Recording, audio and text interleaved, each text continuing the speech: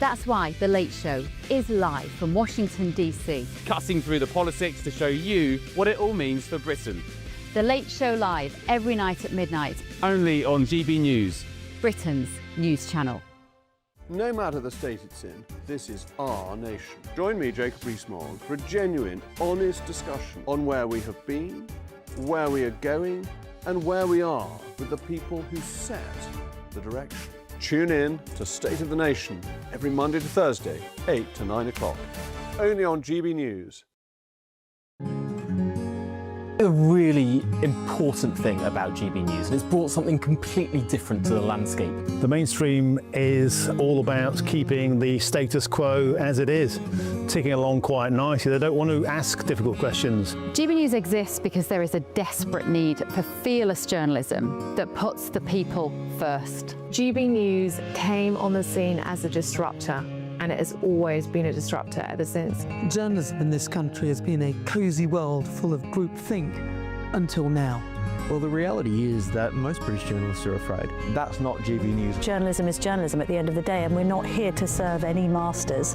Our masters are our audience. We're here to talk about things in a way that have never been broadcast on British airways before. Do not miss a moment on GB News. The #1 news channel in the country.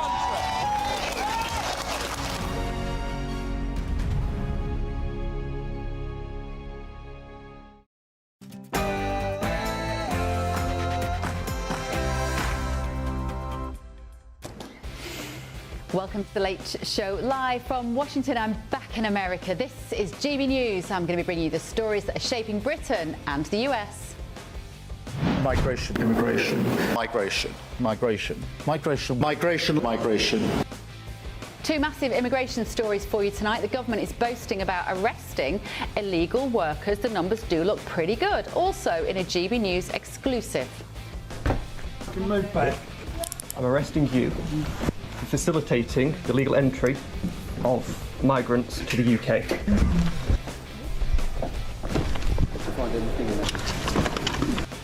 So what you're looking at there is a brand new TikTok account being set up by the government to tackle the people smugglers, or at least show you what they're doing. Will that make a difference to you? Also, a huge late show live exclusive for you tonight.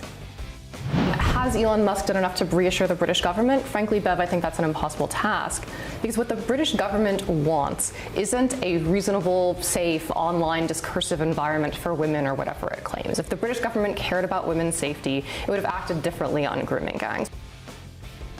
The fearlessly outspoken Under-Secretary of State Sarah Rogers joined me for an interview just a few moments ago. She has told us exactly what she thinks of the UK government. I also asked about the potential for X to be banned in the UK.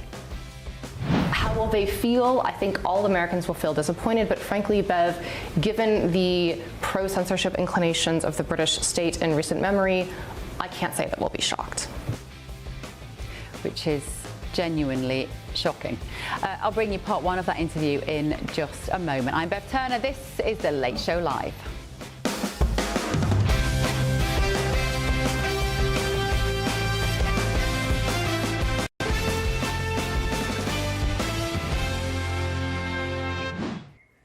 Thank you for joining me this evening. It is so nice to be back in Washington. I'm joined this evening by Thomas Corbett-Dillon and Colin Reid. Happy New Year, gentlemen. It's not too late to say that, is it? No, we're back. We're getting close to the statute of limitations. I'm going to extend it as long as I can. And in London, taking us through the newspaper front pages is Adam Brooks and Benjamin Butterworth. Good to see you, gentlemen. Thank you so much for staying with me this evening. We have got a very busy show. Right, moving on to our main news this evening. The number of enforcement visits and arrests over illegal working has hit a record high. This is according to new Home Office figures.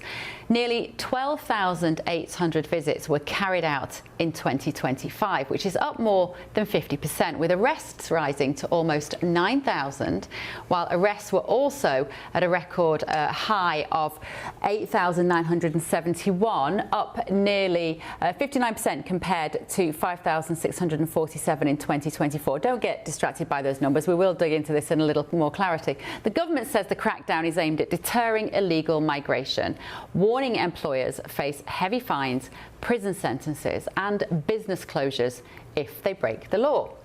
And a GB News exclusive for you also tonight. A migration-focused TikTok account is being launched by the government. In fact, it was supposed to launch today, so it might have just launched a minute ago, to tackle misinformation and people smugglers. So they're going to be smashing the gangs, effectively, online so that you can see what they're doing. Here's an example of the sort of content we can expect.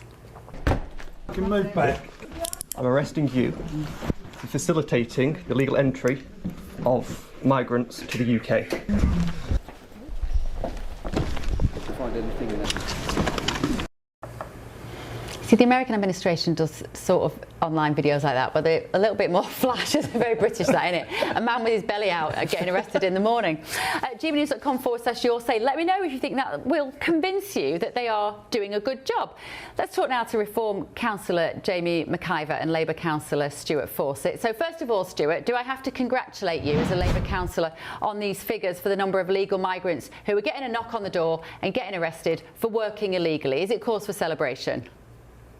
I do think the Labour government's looking for pats on the back here. I think this is, you know, a humble means of trying to really attack the problem where it hits communities the most.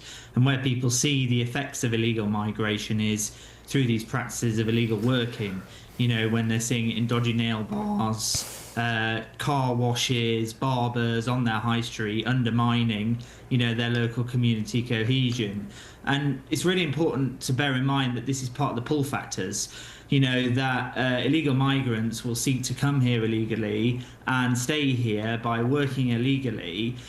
And by tackling this, as you say, over 17,000 raids, nearly 12,500 arrests, and through this new TikTok account that you're mentioning, it's all about trying to get the message out there and back across the channel that there really is no point in coming to the UK, because if you come here illegally, it starts the process of your removal. And it's not a place you want to be going, because you can't just work illegally either.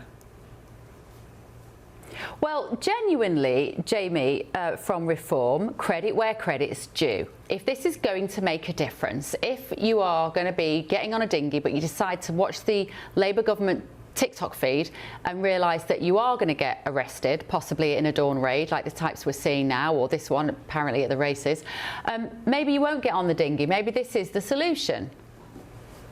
Well, to be honest with you, Bev, I think if you are somebody thinking of coming to the United Kingdom at the moment, you don't need to look at the government TikTok for immigration. You just need to look at the state of the United Kingdom, and you'll probably ask for the boat to be turned around. The country is in such a mess that British people are choosing to leave this country. And the idea that people are coming to Britain for economic opportunities, well, they're frankly at the moment feel almost impossible. We've got a government that hates business, hates entrepreneurship and hates its own people.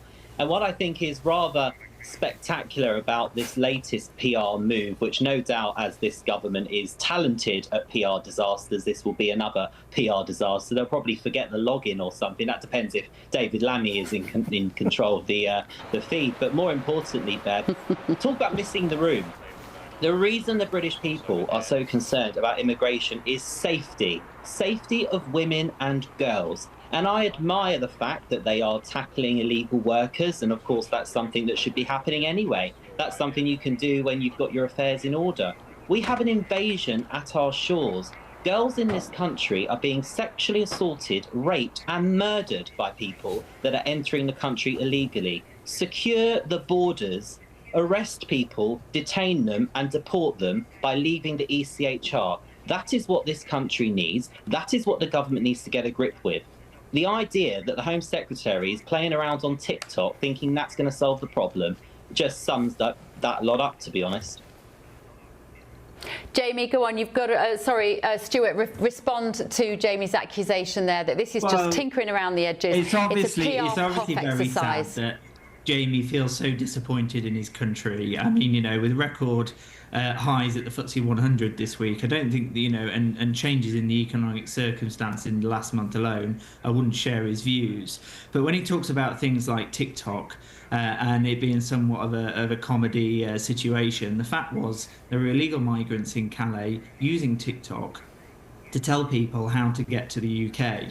So as a measure to give a deterrent, which is in their, you know, speaking on their own channels of news to say, don't do this, this is what will happen to you. If you come here illegally, it starts the process of your return. And that's actually quite a shrewd move, in my opinion, by the government to actually get that message across. And communication has been the biggest problem here in fighting this, because you've rightly pointed out earlier about smashing the gangs in the UK who are bringing people across, but those gangs wouldn't be there if there wasn't a marketplace from these people who wanted to cross here.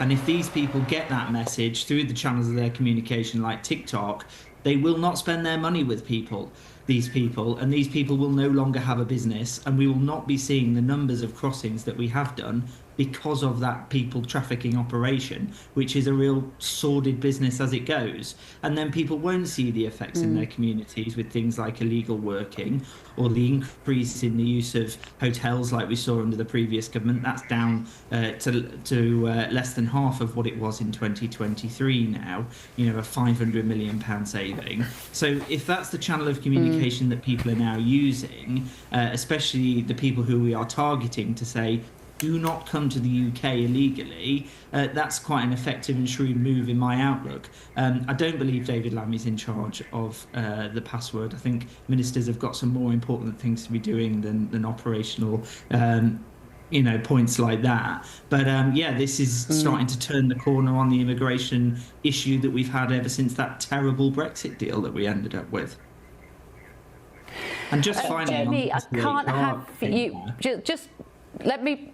Jamie, just let me bring you in just to wrap it up. I can't have somebody here from Reform this evening without asking you what you think about Nadim Zahawi being brought on board today. There's a huge amount of outrage online for people that see him as capitally establishment.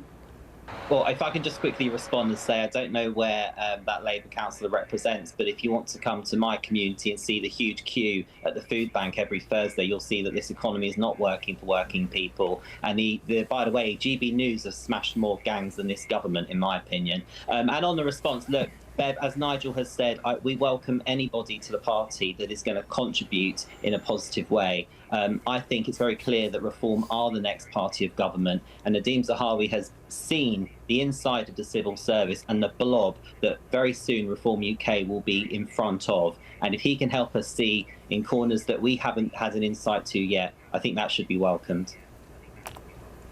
OK, all right. Thank you both. Reform Councillor Jamie McIver there and Labour Councillor Stuart Fawcett. Thank you both very much for joining me. Let me know what you think at home, won't you? gbnews.com/your say. I know you will, particularly on the Zahawi issue. We're going to be discussing that. I'll let you know what I think about it as well. Colin Reid and Thomas Corbett-Dillon here. Thomas, let me come to you as our Brit. Bear with me, Colin. It looks like Labour are doing all right on this. I'm going to give them a little bit of credit. I'll always say credit where credit's due. If they are arresting more people for working illegally, that's got to be a good thing. And TikTok, using that to show the people smugglers, you won't get, you know, welcomed here and put in a 5-star hotel. Have they got any chance?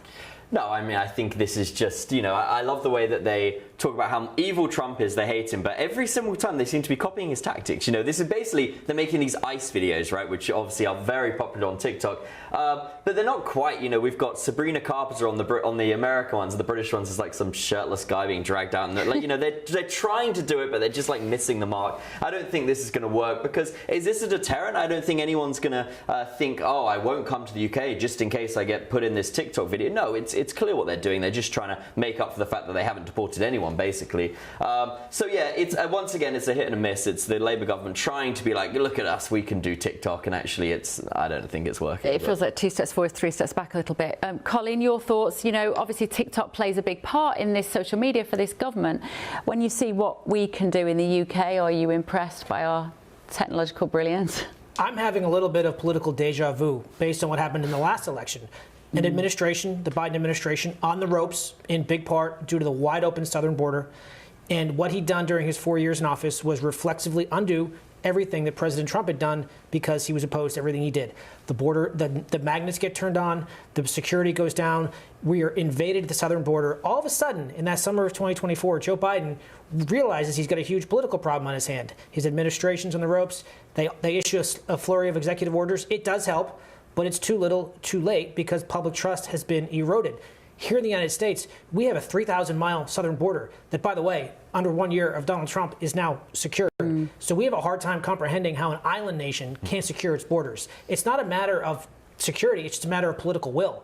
And if this administration won't figure it out, the next one will. Well, I mean, in their defense, I would say, well, they've only been there for 18 months. Sounds like quite a long time, admittedly, when you think what Trump did within a matter of weeks. And we won't have an election for, could be as long as another 3.5 years, there or thereabouts, will be the longest it could go to, isn't it? August 29. That's a disaster. Let me go to London and ask Adam and Benjamin in the UK there. Adam, credit where credit's due.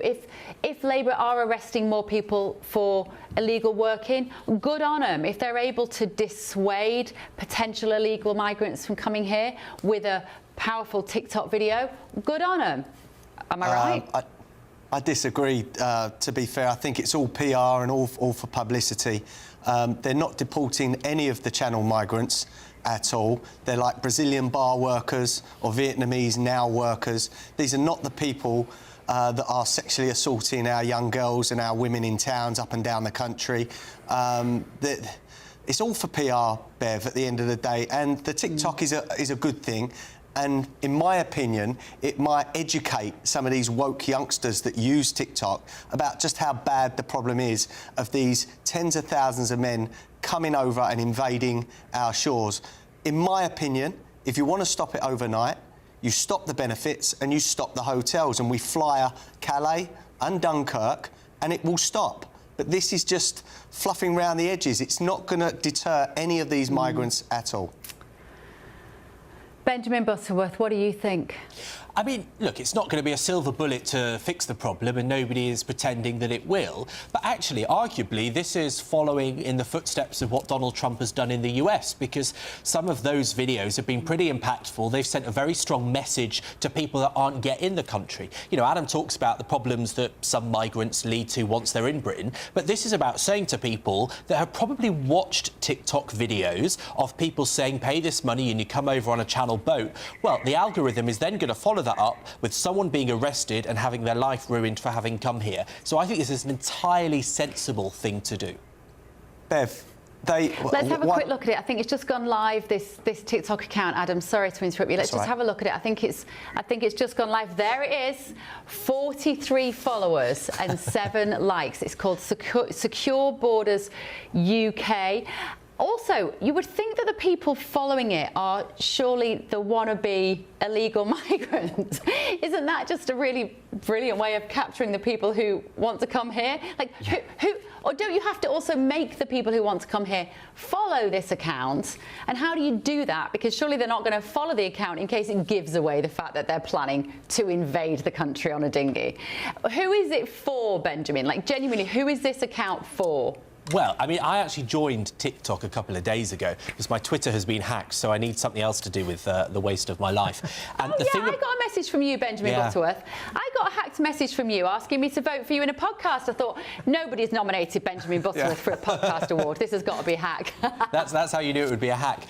So I joined TikTok, and actually, TikTok is a lot more fluid in how it shows you videos. So the vast majority of stuff that you see won't be from people you follow. So actually, there is a logic to it, which is that if you're watching the videos of how to get in illegally or other people showing off their cash and their illegal activities, then chances are you might see this. So I think that's a perfectly sensible idea. And also getting these videos out there that say there will be consequences, you know, it might be an idea as well to do this in other languages, in Arabic or different languages that people speak that are coming here. Can I just say, Bev, there are food delivery bikes outside nearly all of these migrant hotels. Just a few weeks ago, we videoed them round the back of the Bell Hotel. The government know this is happening. And, you know, they did these raids and one guy got a £26 fine for working illegally. What sort of deterrent is that? He wasn't deported either. So we are not scaring these migrants. They're laughing at us. And some of the others that were caught as well just didn't bother turning up to the court.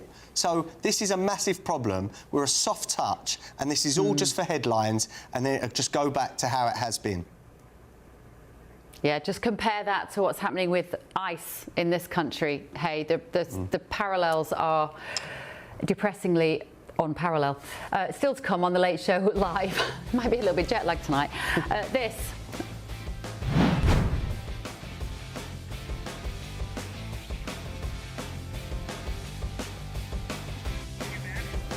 There will be audio on the actual interview. That is the Under-Secretary of State, Sarah Rogers. She joined me for an interview earlier today and laid into the UK government. You do not want to miss this. Next.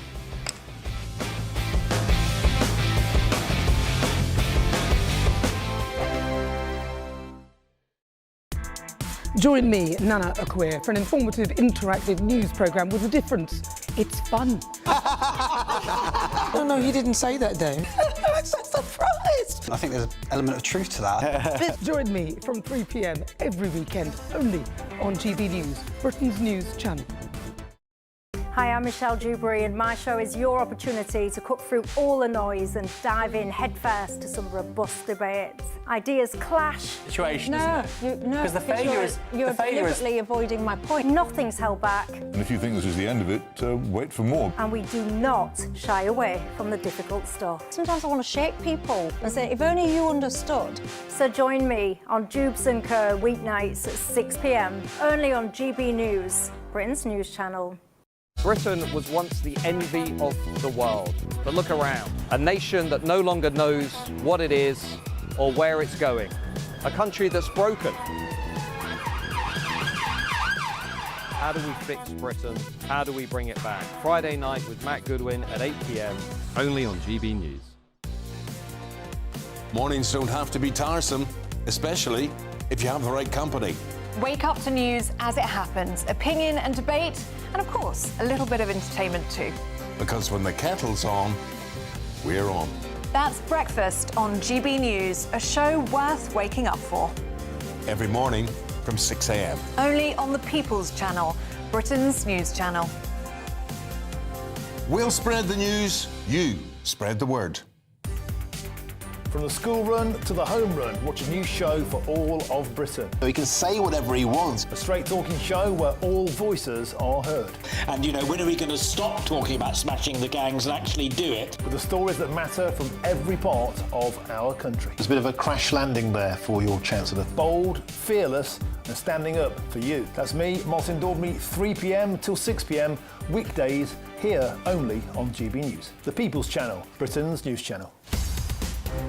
In the GB Newsroom, we bring you the news as it happens. With our team of dedicated journalists across the UK, we're ready to keep you up to date with what's happening every half an hour, every single day. Bulletins here on GB News. The People's Channel, Britain's news channel. Westminster's full of talk, but out here, it's the real world. Am I allowed to talk now? No, that's it. This is where it matters, real people and real lives. That's what politics is all about. In fact, has Trump made a good start? No. Straight answers, no spin, and just a couple of pints. How many fingers have I got up? About 10. So join me for Lee Anderson's Real World every Friday at 7 p.m. only on GB News. The People's Channel, Britain's news channel.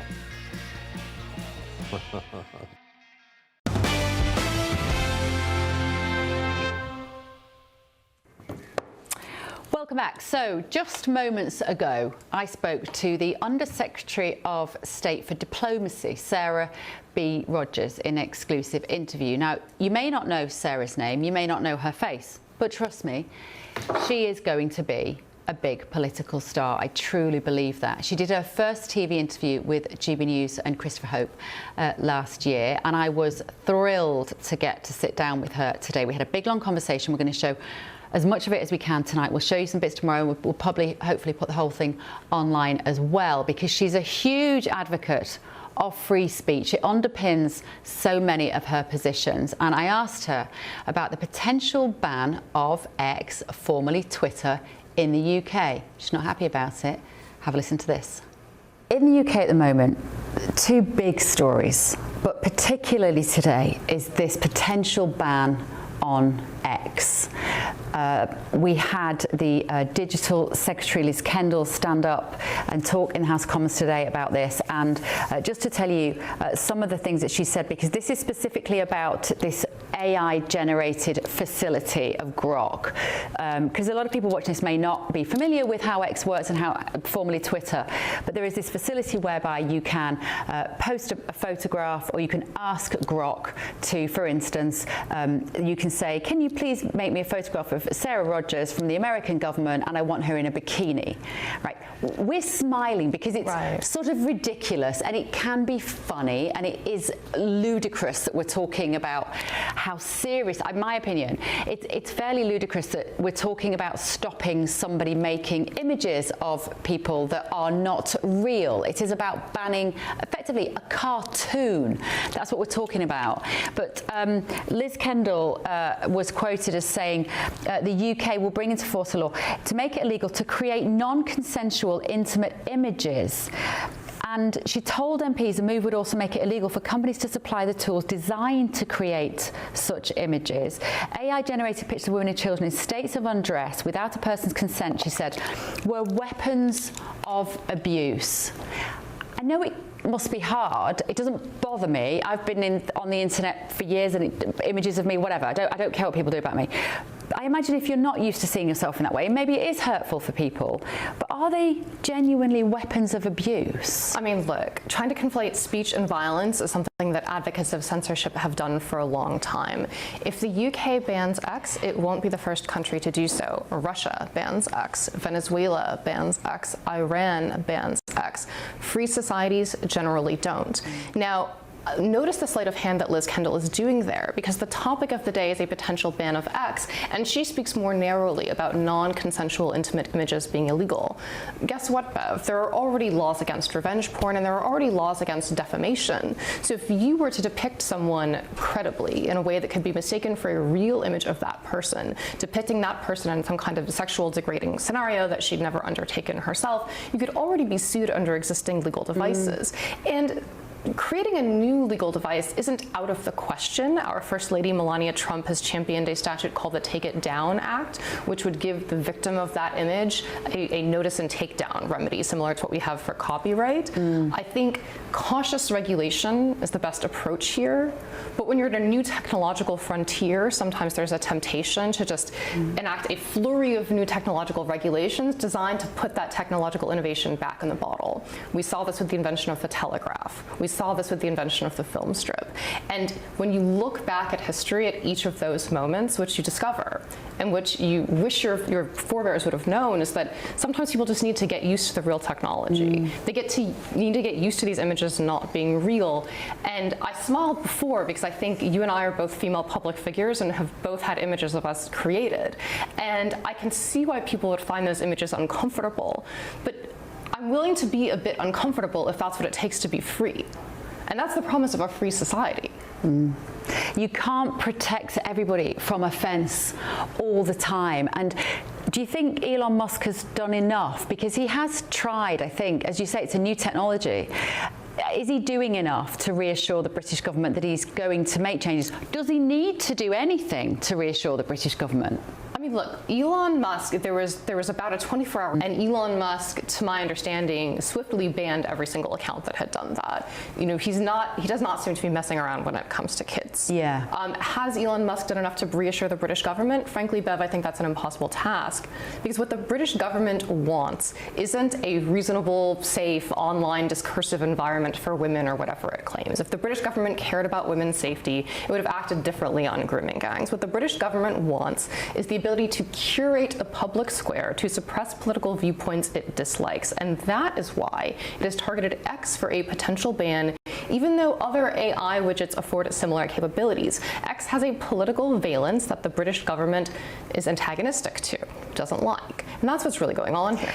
If Ofcom do decide that X should be banned in the UK, What will President Trump say or do about that? America, Bev, has a full range of tools that we can use to facilitate uncensored internet access in authoritarian, closed societies where the government bans it. We are facilitating uncensored internet in Iran right now. We've done that in the past elsewhere. And with respect to a potential ban of X, Keir Starmer has said that nothing is off the table.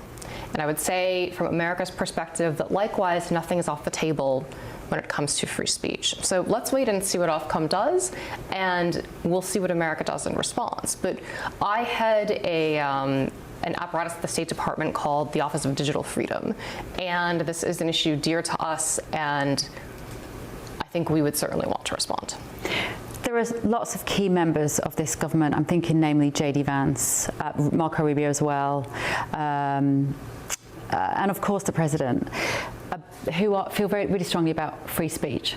How disappointed would they be if Starmer agrees to ban the X platform in the UK?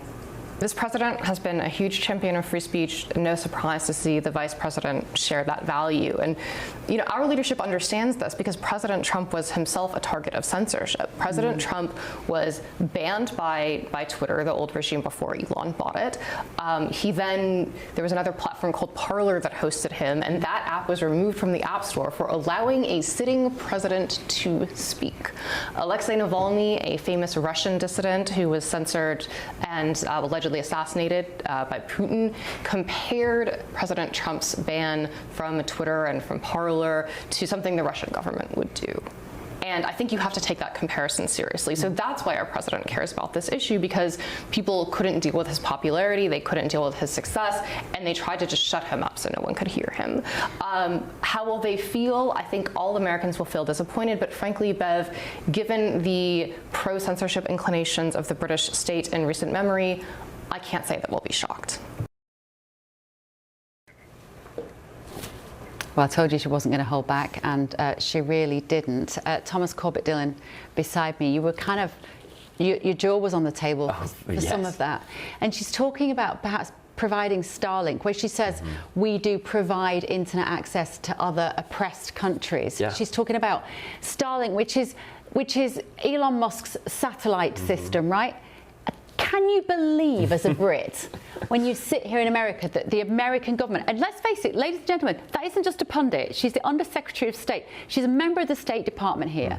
She is officially here to tell us the government position on this. Yeah. She's talking about having to provide the internet to Brits because of the She's Prime talking Minister. about airdropping Starlink, which is what they do in Iran. They drop these devices that you can then put on top of your house so you can connect to the internet to get around the government restrictions. I mean, this is insane. I mean, these are really quite aggressive words from the US State Department, which I think the British government should be paying attention to. These are fighting words. Like, basically they're saying don't even think about it. And hopefully the British government are going to listen, because I think we all agree that they should not be banning X. But who knows what this government are going to do. But these are pretty aggressive words, which I'm very grateful to hear. I think the British government need to hear it, that they need to stop with this clampdown on free speech. Yeah, Colin, free speech is such a fundamental issue here. It's something that everybody that comes on this show, whether they're the left or the right or wherever they sit, you all in America seem to believe it's really important. Why? First Amendment is the First Amendment for a reason. And in this country, it's jarring to hear things about entire platforms being banned. That's things we're used to hearing about communist China or Russia or Iran. We're having a global dispute right now about what's happening in Venezuela, and the countries propping them up, they're the ones who do this, not the United States and not the UK. We will be talking to Benjamin Butterworth. I know he has a different opinion on this in just a moment as well, because I do want to hear what Benjamin has to say on this. But let me bring you a bit of breaking news for you right now on The Late Show Live. The BBC has filed a motion to stay discovery. Now, that's a legal order to pause or halt the evidence-gathering phase in a lawsuit. And in this case, it is the American President Donald Trump's defamation lawsuit over that now famous Panorama programme. And they will attempt, the BBC, to have the case dismissed before it reaches trial. This is according to court documents that we have just seen. So that breaking news, the BBC has filed a motion to stay discovery. So that means the evidence gathering phase in these legal cases, you have this discovery process where you both have to bring to the table the evidence that you might present were this to go to court. And the BBC has said, stop. We don't want to do that bit because we're hoping that it will get dismissed before it reaches trial. We'll bring you a little bit more of that as the evening goes on. Still to come though on the Late Show Live, we're going to get this.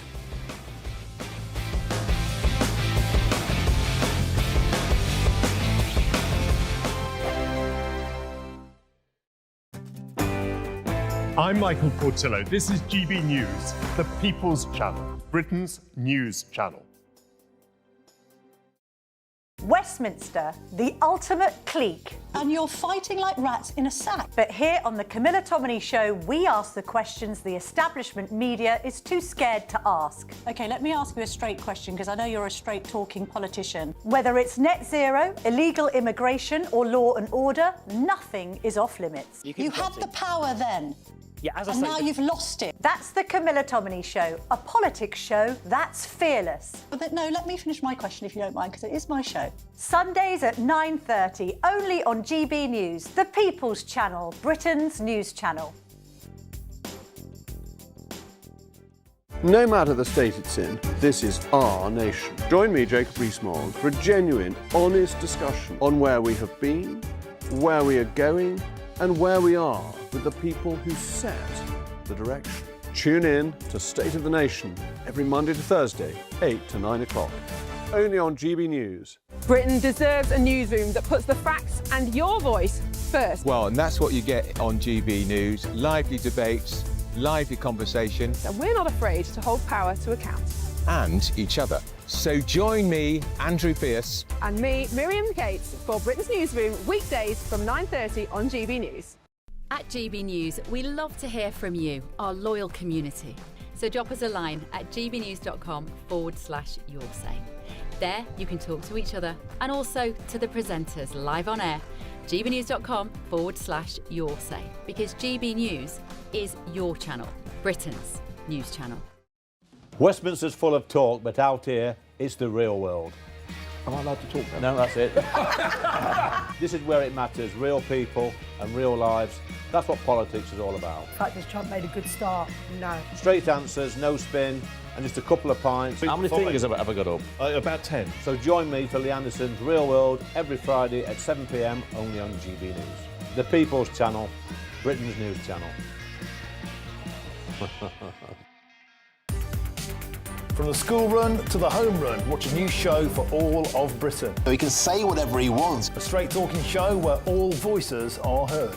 And, you know, when are we going to stop talking about smashing the gangs and actually do it? With the stories that matter from every part of our country. There's a bit of a crash landing there for your Chancellor. Bold, fearless and standing up for you. That's me, Martin Daubney, 3 p.m. till 6 p.m. weekdays here only on GB News. The People's Channel, Britain's news channel. I'm Stephen Dixon, and thanks for joining us on GB News, Britain's news channel.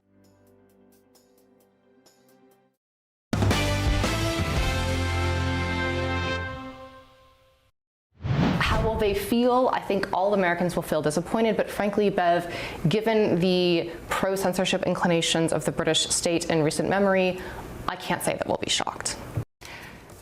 That was Sarah Rogers, the Under Secretary of State for Diplomacy. She's formidable. I've interviewed her just this evening, and we're going to show you a few more extracts of that. Let's get some reaction, though, to that interview.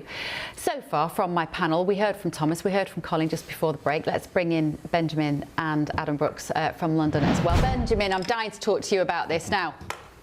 Give me your assessment of what Sarah Rogers just said then, because you're quite a fan, aren't you, of censorship and maybe taking down X? No, I wouldn't say I'm a fan of censorship, but I think that you have to deal with technology in a far more responsible way.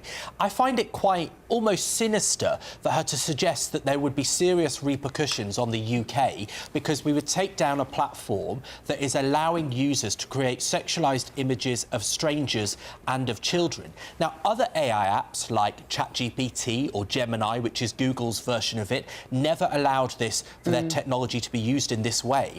I find find it quite terrifying that Elon Musk, rather than responding, saying immediately, this is deplorable, we'll take it off the platform, it was a total failure, which is the obvious right answer, instead he's tried to claim this is about free speech. If you are a woman or a kid who has had one of these images generated, then where is your freedom when you're subjected to that? And the second point is that, yes, it's already illegal to create images like this, even in cartoon form, let alone believable ones as AI does. But that is only applicable if someone in Norwich makes the image. But if you've got someone in Bangladesh or in part of the US creating these images of you and your kid in London or in the UK, then you only tackle that by tackling the platform. And I think we shouldn't succumb to these digital demagogues trying to let these appalling behaviours happen under some guise of freedom of speech. Adam Brooks, off you go. What Ben just said was utter nonsense at the end of the day, because on Saturday I proved that ChatGPT would put a woman in a bikini. I did it of an AI image, so I wasn't infringing any women's privacy, and I actually used it and tested it on a picture of my wife with her consent, and ChatGPT put them both in bikinis. And I tweeted this evidence, and Elon Musk actually shared that on his platform. For me, this is a political attack on X.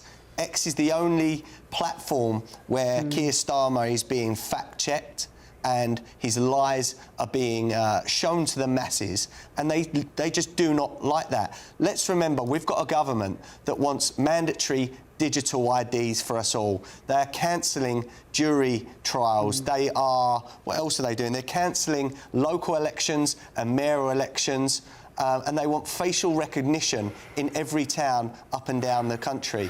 At the end of the day, this is an authoritarian left-wing government, and they want to control us like China controls their people. So what next? Where do we go? A social credit system where they can turn off your ability to travel or get benefits or pensions?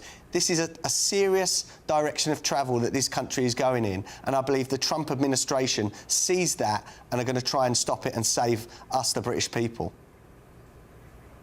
Benjamin, what do you want people to do, or what could we do about X then? What I think Elon Musk would say if he was here, well, I did ban those accounts which took those images of children. I think he did, by all accounts, he did a pretty good job of getting rid of them. As Sarah said, new technology takes a little bit of time to work itself out, and this isn't actual paedophilia. What I mean by that is, this is not physical violence. This is, you might say, violence with images. Is it the same thing?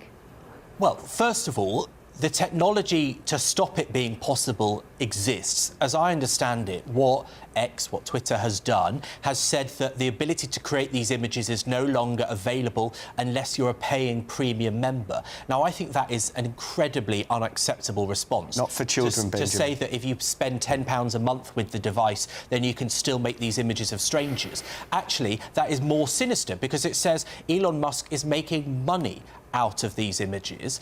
And the second thing is that, you know, if this is about freedom, then you have the freedom to not be treated like this by strangers on the internet. We should stand up to these rules, because frankly, you know, who else would you defend allowing sexualized images of strangers and of children? It's only because of Elon Musk's politics, of his support for Donald Trump and of that movement, that people are defending that. And I don't think a self-respecting UK government should tolerate this behaviour. And frankly, I don't want Twitter banned. I'd quite like to get my account back. Maybe Elon Musk won't do it if he sees this.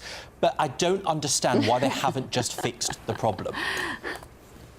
Yeah, you probably made that a little bit more difficult for yourself, Benjamin. I can't lie. Colin, what do you think of this as an American? Because I still have to sort of pinch myself that what we're talking about here is fake pictures. These aren't real. These aren't real pictures we're talking about. It's sort of satire that we're sitting here and watching Liz Kendall in House of Commons today being so outraged about these images. They're not real. They're fake. Why can't everybody just accept that and go, yeah, it's not really me. I don't look like that in a bikini. To be fair, the grok images make everyone look amazing in their swimwear, let's be honest. You know, why can't people do that, Colin? Well, it's funny. One thing on the criticism of Elon Musk, the left didn't have a problem with him when he was just known as the electric vehicle man, making all these Teslas and saving us from the evils of climate change.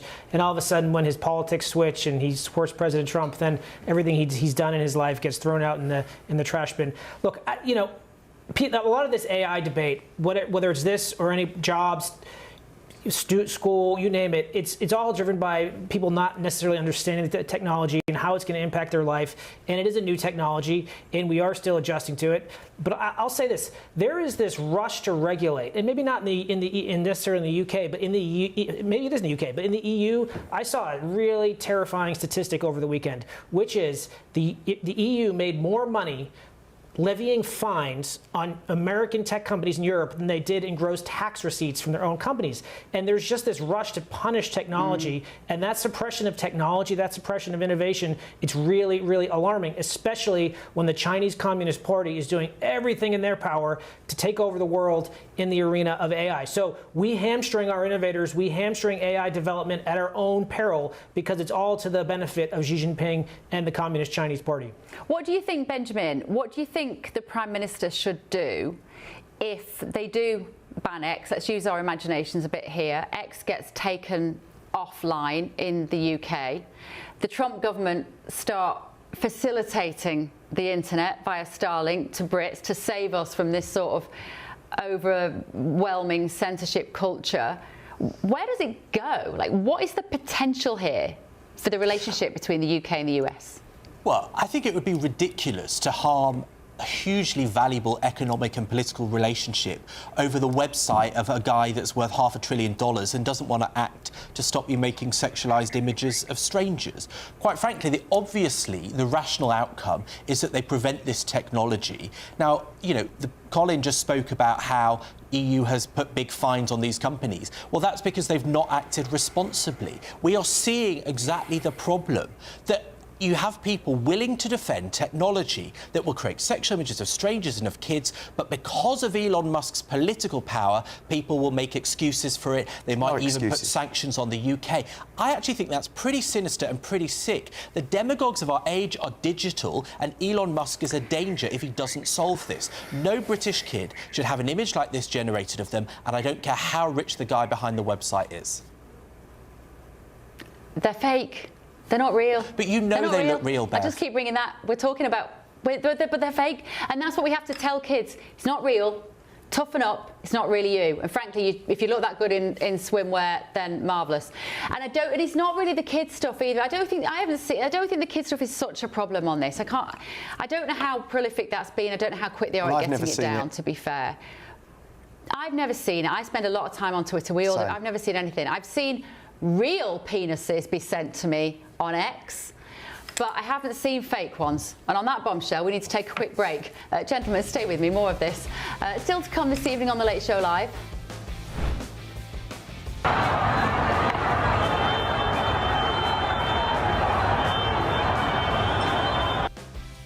Seeing pictures there of Iran where the protests are continuing. We'll bring you the latest on that. Also tonight, a massive story for the UK. Members of the House of Lords across the political spectrum have slammed the Chagos deal, but the agreement did creep a step closer to being completed. This is The Late Show Live, only on GB News.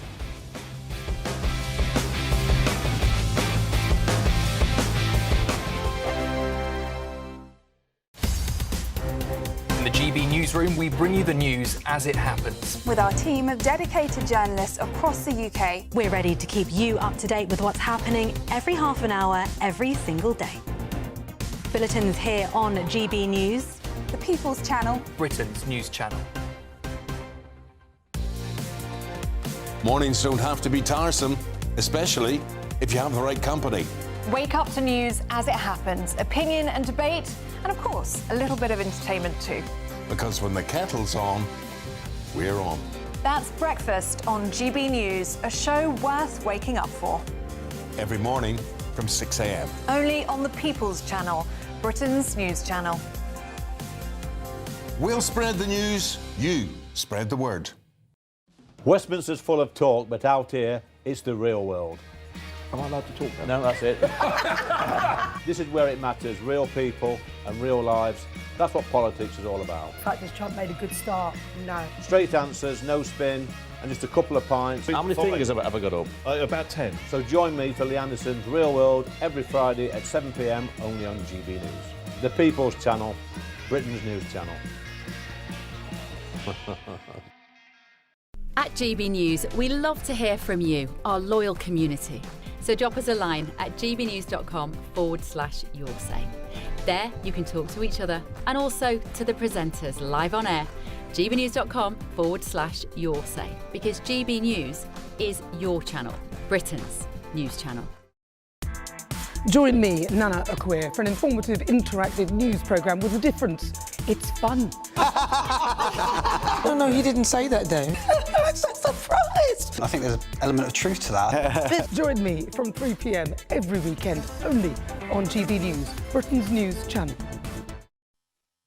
You want to know what's really going on in the corridors of power? Labour don't know what to do with you half the time, and that makes you quite lethal in the chamber. Get behind the headlines with Chopper's Political Podcast. Join me, Christopher Hope, as I sit down with the great and the good of British politics. We'll see where this ruling takes us. These are the stories shaping our nation. Chopper's Political Podcast, available now on all platforms. Listen in and stay ahead. Hi, I'm Michelle Dewberry, and my show is your opportunity to cut through all the noise and dive in headfirst to some robust debates. Ideas clash. Situation, No, isn't it? no, Because the failure is you're deliberately avoiding my point. Nothing's held back, And if you think this is the end of it, wait for more. and we do not shy away from the difficult stuff. Sometimes I want to shake people and say, if only you understood. So join me on Jubes & Kerr weeknights at 6 p.m, only on GB News, Britain's news channel.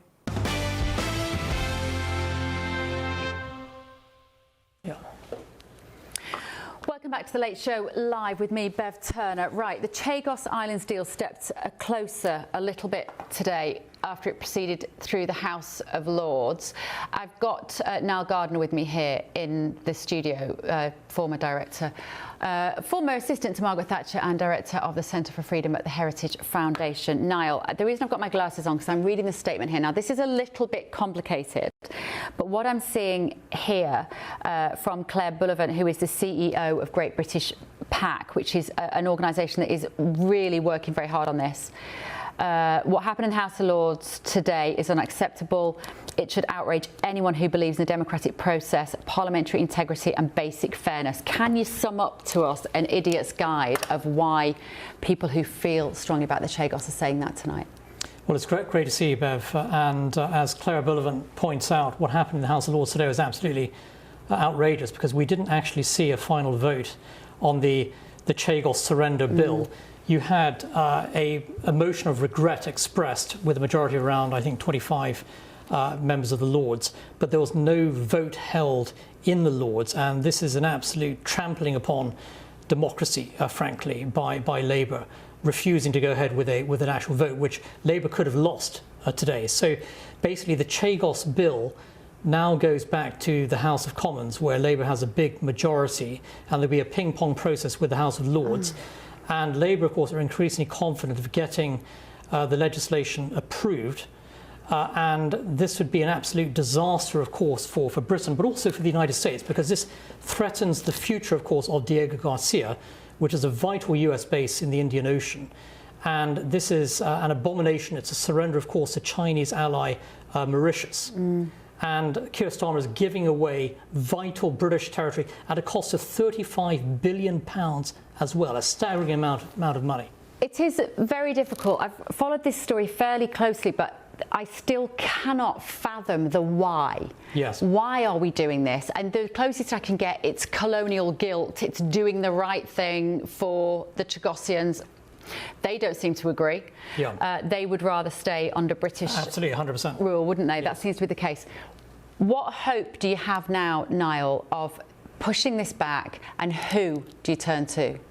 I think the only hope that we have, and maybe we have a couple of weeks, is for President Trump or Vice President Vance to intervene against this deal, because Keir Starmer is arguing that the United States is fully behind it. Now that's not true at all. In fact, I've spoken to White House officials who have said they were never even consulted over the deal. The State Department signed off on the Chagos deal back in May, but the White House never did, actually. So there's still an opportunity for the president to intervene here, and this is a matter of vital US national interest. If this deal goes through, with Chinese puppet Mauritius taking control of the Chagos Islands, the home of Diego Garcia, it will mean the end of the US base at Diego Garcia. I think within a matter of years, it will be impossible to operate this base, actually, once it's under Chinese puppet control.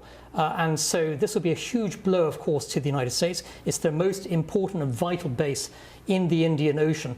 We still have an opportunity to sink this deal. And I think once President Trump is fully briefed on just how horrific this deal is, he will sink it, actually. If the State Department signed it off, though, what logic could the president have now to overturn the State Department's decision from a few months ago? Well, that's the State Department, one branch of the executive branch that has signed off on it. The White House did not sign off on it. And they still need to? Or not? Well, this can go ahead without them putting any signature anywhere, yes, presumably. this is actually, it's a surrender by Keir Starmer and the British government. But if the United States intervenes against the deal, it will be impossible for Keir Starmer to move forward with the deal. It's as simple as that. Has the situation since the Christmas, really, with the conflicts around the world, particularly I'm thinking about Venezuela and potential of Cuba and Iran, does that make a difference to the importance of Diego Garcia looking forward? Well, it reinforces the vital importance of Diego Garcia, which, of course, played a key role in the Iran military operations by President Trump last year. And it's the only base of its kind that the United States actually has in the Indo-Pacific. And I'm in no doubt that within the next few years, if this deal goes ahead, it's the end of Diego Garcia. Whatever Keir Starmer says, Keir Starmer lies all the time. This is a monumental surrender, a monumental folly. And Keir Starmer has not been honest, actually, with the British people or with the American government. He's lied to the United States. He's lied to the British people at a cost of £35 billion of the British taxpayer as well. It's an absolute outrage. The United States can intervene and can sink it. Thank you, Niall Gardner. Right, more to come in the next hour. We're going to carry on watching. Today, clouds overhead. Total zen within. Boxed Solar sponsors the weather on GB News. Good morning, welcome to your latest GB News weather update brought to you from the Met Office. It's going to be a pretty cloudy day today. Outbreaks of rain for most of us, particularly for central and southern areas. But it will be another pretty mild start out there. Lots of cloud around, a bit chilly just to the far north of Scotland. We could see some showers falling as snow over the highest ground here. But further south, you'll see two bands of rain bringing a risk of outbreaks of quite heavy rain into this afternoon. The rain becomes more focused into parts of Wales, the Midlands, the southeast this afternoon. To the north and west of that, it will become a little bit drier across parts of Northern Ireland. Some sunshine just to end the day, but it will be a slightly fresher end to the day here. Now the rain continues to sink south and eastwards through this evening, and that means skies become clearer for more northern areas. Still a risk of a few snow showers here and there, just across the Highlands in particular. More eastern areas of Scotland seeing a chilly end to the day, but plenty of clear skies. Northern Ireland as well, plenty of clear skies. There's a risk of ice as we head into this evening on any wet surfaces, particularly across the north. For more central areas, a lot of cloud around this evening. Outbreaks of rain, though the heaviest rain does become more focused to the far south and east, and those clearer skies more widespread as the night goes on. So high pressure is moving in, a ridge of high pressure just for a time as we head towards Wednesday. Wednesday is looking like the best day of the week for dry and sunny weather, but it will be a chilly start. Widespread rural frost is expected on Wednesday. That's away from the very far south and east, so we've got that cloud and rain just clearing through Wednesday morning. So plenty of sunshine throughout the morning. Into the afternoon, more cloud will move into more northwestern areas as the next batch of rain arrives for Wednesday night. But plenty of sunshine lasting much of the day across more eastern areas. It will be a fairly chilly day, though, after the chilly start to the day. Temperatures around average. Today, clouds overhead. Total zen within. Boxed Solar sponsors the weather on GB News. Mornings don't have to be tiresome, especially if you have the right company.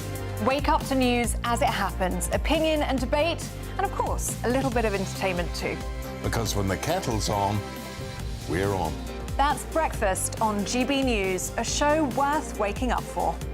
Every morning from 6 a.m. Only on the People's Channel, Britain's news channel. We'll spread the news, you spread the word.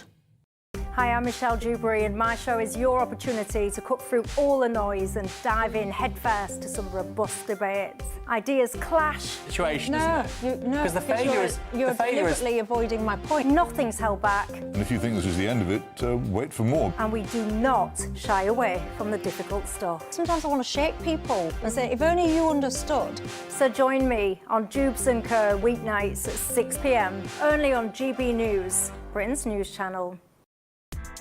Join me, Nana Akweer, for an informative, interactive news programme with a difference. It's fun. No, he didn't say that, though. I'm so surprised. I think there's an element of truth to that. Join me from 3 p.m. every weekend, only on GB News, Britain's news channel. At GB News, we love to hear from you, our loyal community. So drop us a line at gbnews.com/yoursay. There you can talk to each other and also to the presenters live on air. gbnews.com/yoursay, because GB News is your channel, Britain's news channel. Westminster, the ultimate clique. And you're fighting like rats in a sack. But here on the Camilla Tominey Show, we ask the questions the establishment media is too scared to ask. OK, let me ask you a straight question, because I know you're a straight-talking politician. Whether it's net zero, illegal immigration or law and order, nothing is off limits. You had the power then. Yeah, as I And say, now you've lost it. That's the Camilla Tominey Show, a politics show that's fearless. But no, let me finish my question if you don't mind, because it is my show. Sundays at 9:30, only on GB News, the People's Channel, Britain's news channel. From the school run to the home run, watch a new show for all of Britain. So he can say whatever he wants. A straight talking show where all voices are heard.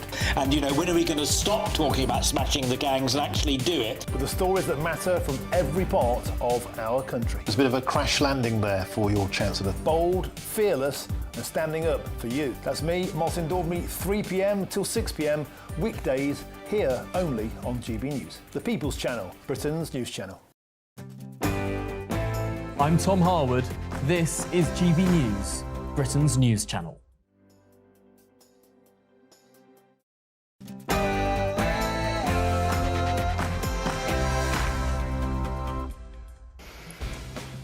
Very good evening, good morning, depending on where you watch me. We are live in Washington, D.C. This is GB News. We're bringing you the stories shaping Britain and America tonight on The Late Show Live.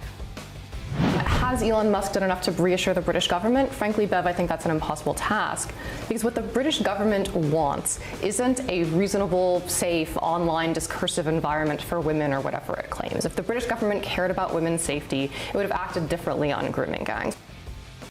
From the State Department, that's Sarah Rogers. She joined me for an interview this evening, and she did not hold back in telling us what she thought about the British government. I also asked about the potential for X, formerly Twitter, to be banned in the UK, and it was absolutely bombshell. The breaking news tonight is also that the BBC has filed a motion to stay discovery. That means it's a legal order which is going to pause or halt the evidence gathering phase in the lawsuit about these now very famous clips from the Panorama documentary, President Trump's defamation lawsuit. They're going to have to, basically the BBC are attempting to have the case dismissed before it reaches trial. This is what we're now learning from court documents. We're going to bring you more details on that and what it might mean. We're also going to bring you the latest on the situation in Iran. President Trump has now said that he's going to impose tariffs on anyone who does business with the regime, but I'm going to be talking to a guest who will tell us that, frankly, is not enough. And also Sharon Davis. She's here. She's in DC. A new member of the House of Lords, of course. The Olympic swimming legend joins me with another legend, sailor Tracy Edwards. They are both in Washington to give evidence to the Supreme Court on potential state bans on transgender athletes. I cannot wait to talk to them both this evening. This with The Late Show live. Remember, no breaks in this hour. Stay with me.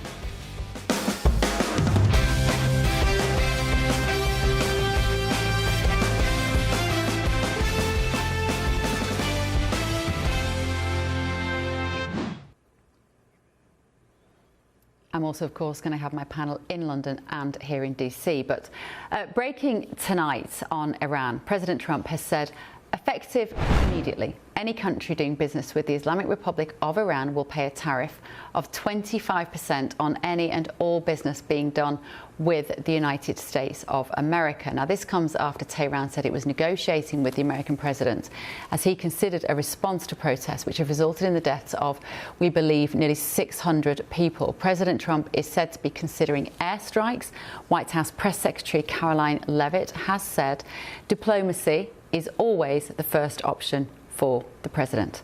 The Wall Street Journal is tonight reporting that he's leaning towards strikes and that some of the administration, led by Vice President J.D. Vance, are urging him to try diplomacy before retaliation. I'm joined now by Democratic analyst Ari Aramesh in the studio. Ari, great to see you. Thank you for joining me. 25% tariffs on countries that trade with Iran. Does that sound right?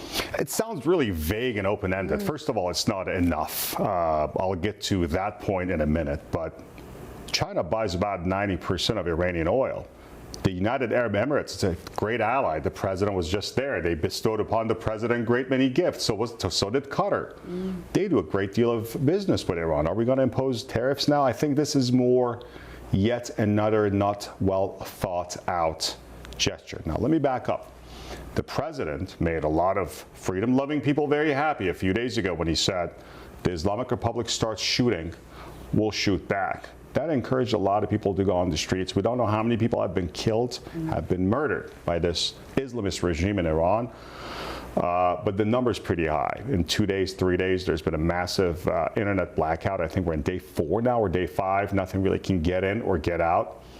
They shut down the flow of information so they can crack down and kill people. And the numbers are as high as 2,000 or 3,000 and as low as 600 or 700. That's a lot of people, and that's a lot of people in a few days. I have some background in this. I've seen people getting shot with 7.62 rounds. These are AK-47 rounds. These are not used for crowd control.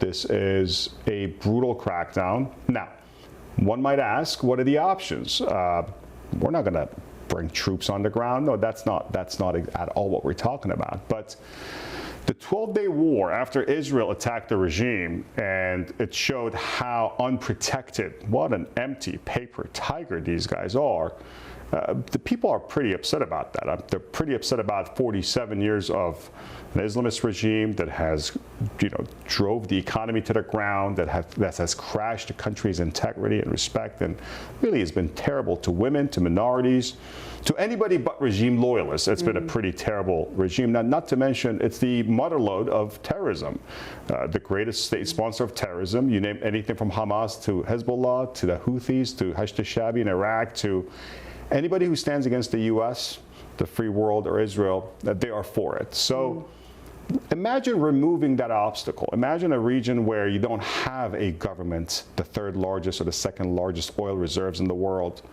with with nuclear dreams and access to ballistic missiles, and the greatest funder of anybody who's willing to shoot at us. I think the U.S. will be better off, the free world will be better off, and the Iranian people will be better off. Now, the options are, we can help the Iranians by decapitating the leadership of the coercive apparatus. That's Ayatollah Khamenei. That's the supreme leader. General Kurilla, former commander of CENTCOM, and Benjamin Netanyahu, twice they had him in sight. President Trump prevented his being taken out. And he bragged about it on Twitter. He said, the Iranian leader owes his life to me, they were going to kill him like a dog, and I stopped it. Why did you? Why did you? That's correct. The regime has layer after layer after layer of coercive apparatus and leadership. But he sits at the very top. He's not just a political leader. He is, the God's representative on earth. If you can take him out like a dog, you should. Trump has been criticised roundly across the world. I mean, the coverage in the UK was incredibly negative about President Trump when he went and seized Maduro.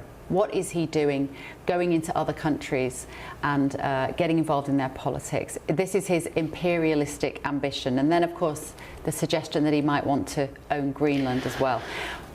Do you think there is a reticence from the White House because of those sorts of criticisms that he's faced? What would his justification be? Did you say bad coverage in the UK or the US? UK. So I used to. Well, let's put it this way: I haven't watched much UK, either Sky or BBC or you guys for a long time. But I tell you this: even here, the reaction was negative. I'm a Democrat. I'm a Democrat for a whole host of reasons. I didn't vote for President Trump. I campaigned hard against him. I raised a lot of money against him. But when I woke up and I saw Maduro on that plane, thank you, Mr. President. You did a great job. You brought a thug, a narco-terrorist back here to see what a free and fair trial looks like. That's a great thing. My problem with the hard left and the hard right is the hard left is embarrassed of American intervention. The hard right thinks we're too good for it, and the brown people aren't good enough for intervention. Look at Bosnia. Look at Kosovo. Look at Kuwait. Look at Japan. Look at South Korea and Taiwan. Look at Guam and Cuba and the Philippines.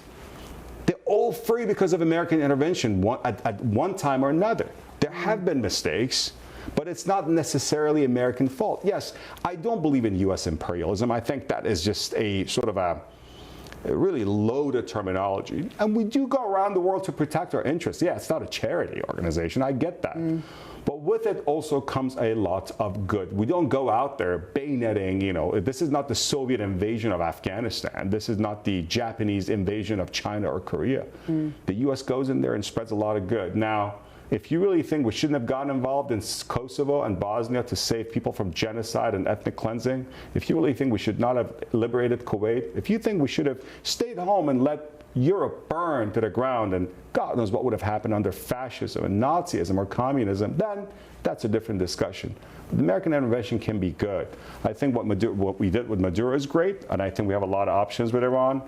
We don't have to be far left, embarrassed of and ashamed of U.S. foreign policy, or extreme right to be such isolationists. There's something in the middle. I say the Lieberman-John McCain center, sort of center left and center right. There's a lot we have in common. When Israel did bomb Iran, which I think was about 6 months ago now, maybe June, a little more, it was June, wasn't it, last year? Time flies, yeah. Doesn't it? I remember that very clearly. That was a proxy attack on Iran by the US. Was it? Is that how you see it? Not at all. I think they did it without our blessing anyway. Really? Yeah, I think they did it. It wasn't green lighted by the White House. The White House went along with it. Here's one thing, and I want to tell this to the Iranian people also. The President Trump likes winners. Now, if you're in the middle of a fight, you better look like the winner, or you're going to come on top. Then he's going to he's going to support you. But it looks like even if you're a bad guy, going to lose, chances are he's not going to take your side, right? President Trump gave the Iranians 60 days to negotiate. He sent Witkoff, and I'm not that impressed by Witkoff's negotiating expertise, especially when he's being spun around by Iranians as if they're trying to sell him this deal and that deal. But on day 61, Netanyahu hit. I think it took the U.S. by surprise. The U.S. never said we green lighted that operation. They went along with it. Second, I think the U.S. hit the Iranian nuclear bases because, well, we're the only country with the capabilities, but also wanted to stop that war. The president is really interested in going down in history as the peacemaker. That's a great ambition to have. But making peace, don't be Neville Chamberlain, making peace with a guy, coming back down the stairs of that plane with that piece of paper that, I went to Munich and I got this deal. He's going to tear that apart. Ayatollah Khamenei, the Khameneis of this world are never going to get along with the free world. Chances are sometimes we have to use our muscles. I think it's Curtis LeMay who said some long time ago, former Chief of Staff of the U.S. Air Force, that sometimes freedom shines through the wings of a B-52 bomber. Well, it is what it is sometimes. We have to flex our muscle. And I'm not embarrassed to say that sometimes American muscle is the cause of much more good than bad. But again, the two sides, the two extremes are the loudest opinions these days on Twitter, on social media, and so on and so forth. Ari, so interesting. Thank you. I think it's an incredibly tense situation, and I would suspect that there will be direct action in Iran, I would imagine. But I don't know what the excuse is going to be to do that. What excuse, reason is Trump going to give to the world if he does go and topple the regime via military means there? You would say he doesn't need an excuse. What I like about this president is what I didn't like about this president. He doesn't need an excuse to do anything. He's broken so many precedents. He's violated so many rules, good or bad, that it's the Trump era. And so if he's got this free hand, it's time to use this political capital. Imagine what kind of capital he'll be building with not just Iranians, but also a lot of voters here who'll be looking forward to having him as sort of their hero. Yeah. Ari, how great. Come back and join us again. I'd love to have you back in the studio. Thank you so much, Ari. Aramesh, their Democrat analyst. Right. Still to come this evening on The Late Show Live, the Supreme Court is stepping into a heated national debate. Are we going to this? Do we want to go back to London? We're going to go back to London. Right, we're going to go back to our Paddington panel. We're not ready for that bit yet. I'm just going to keep you hanging on there because we've got Sharon Davies and Tracy Edwards going to come out and talk to me. Let's go to London. Adam Brooks and Benjamin Butterworth are there. Hi, guys. Talk to me about this. You've just heard that conversation there about Iran. Benjamin, does President Trump need an excuse to go hard against the Iranian regime? I mean, he needs one to justify it to his own people under the guise of America first. But Iran is a threat to the West. It has declared its willingness to use nuclear weapons. Last June, I was in Israel and spent 5 days hidden in a bomb shelter as Iranian missiles rained down, and a building just a few hundred metres from where I was destroyed by a missile. That so easily could have been me that was dead. So, you know, I do feel a certain degree of personal investment in this. But Iran is the biggest threat to the West, in my view. Because with Russia, they won't use their nukes because they know that they would then be nuked in return. But Iran is run by Islamic extremists who care only about their fantasy of what's in the sky, and they don't care if they destroy every person in the country and outside of it. And so I think there is more than reason and justification to save the Iranian people from the brutal dictator that is controlling them. Well, there we have it from the poster boy for the left in the UK. If you're watching President Trump, the left are giving you permission to go in and save the Iranian people. But Adam, I can't help but think that if he does go in, he's going to be accused of the same issue, the empiricism that he's been accused of, the imperialist intentions that he was accused in Venezuela. Surely that's part of the reason why he's reticent. Look, I think at the moment, this has been going on for 2 weeks now, even though our mainstream media hasn't reported it like GB News and other outlets. So people are just waking up to this and seeing. But look, I've seen one report, Bev, of up to 10,000 citizens shot or murdered by this regime. They're an evil Islamic extremist regime. And, you know, I found myself agreeing with what Ben said there. But what I would like to see is this be an organic uprising and then do this themselves. I know it's going to cost lives, but it will be more legitimate and stop all these countries and all these left-wingers normally saying that it's Western people getting involved in the Middle East again. I just want freedom for these Iranian people. We have women being shot. This is evil, pure evil. But I think he's holding off because he knows he's going to get accused of what you're saying there, of getting involved in something that we shouldn't. But how many more lives can we see? And how many body bags on the streets of Tehran can we see? Yeah, absolutely. It's going to be very interesting to watch it unfold. Adam, Benjamin, thank you. Stay with me. But now I'm very excited. I've got two very special guests in the studio with me. Sharon Davies and Tracy Edwards are here, ladies and gentlemen, because the Supreme Court here in DC is stepping into a heated national debate over transgender athletes. This week, justices are going to hear cases from Idaho and West Virginia, just down the road from here, challenging state bans on trans girls competing in girls' sports. Sharon Davies, ladies, can I just touch you both? It's so nice to have you here. To Washington to see you. It's so nice to have you here, honestly. I guess, especially because it's a programme with just all men tonight, apart from you two. So I've got two of the best women in the world with me as well, apart from Sarah Rogers, who was here earlier. Right, Sharon, just explain why you're here and what these cases are about tomorrow. Okay, so there is the Supreme Court, the biggest court in the States, is basically seeing and hearing oral evidence tomorrow in two cases, one from West Virginia, one from Idaho. Now, West Virginia and Idaho have actually defended women's sport and had protected women's sport. And then the ACLU, which is a little bit like the UK's version of Stonewall, came along and decided that they were going to challenge them and say that they couldn't do that. So what this is tomorrow is that challenge. And then there are women's groups from all over America that are going to be there tomorrow, including the likes of, Riley Gaines as well. And then we've come, with the Women's Sports Union all the way from the UK to support them because they asked us to, because we believe it's really important. And the vast majority of the general public agree too. Even here in America, 70%, think that women's sports should be protected.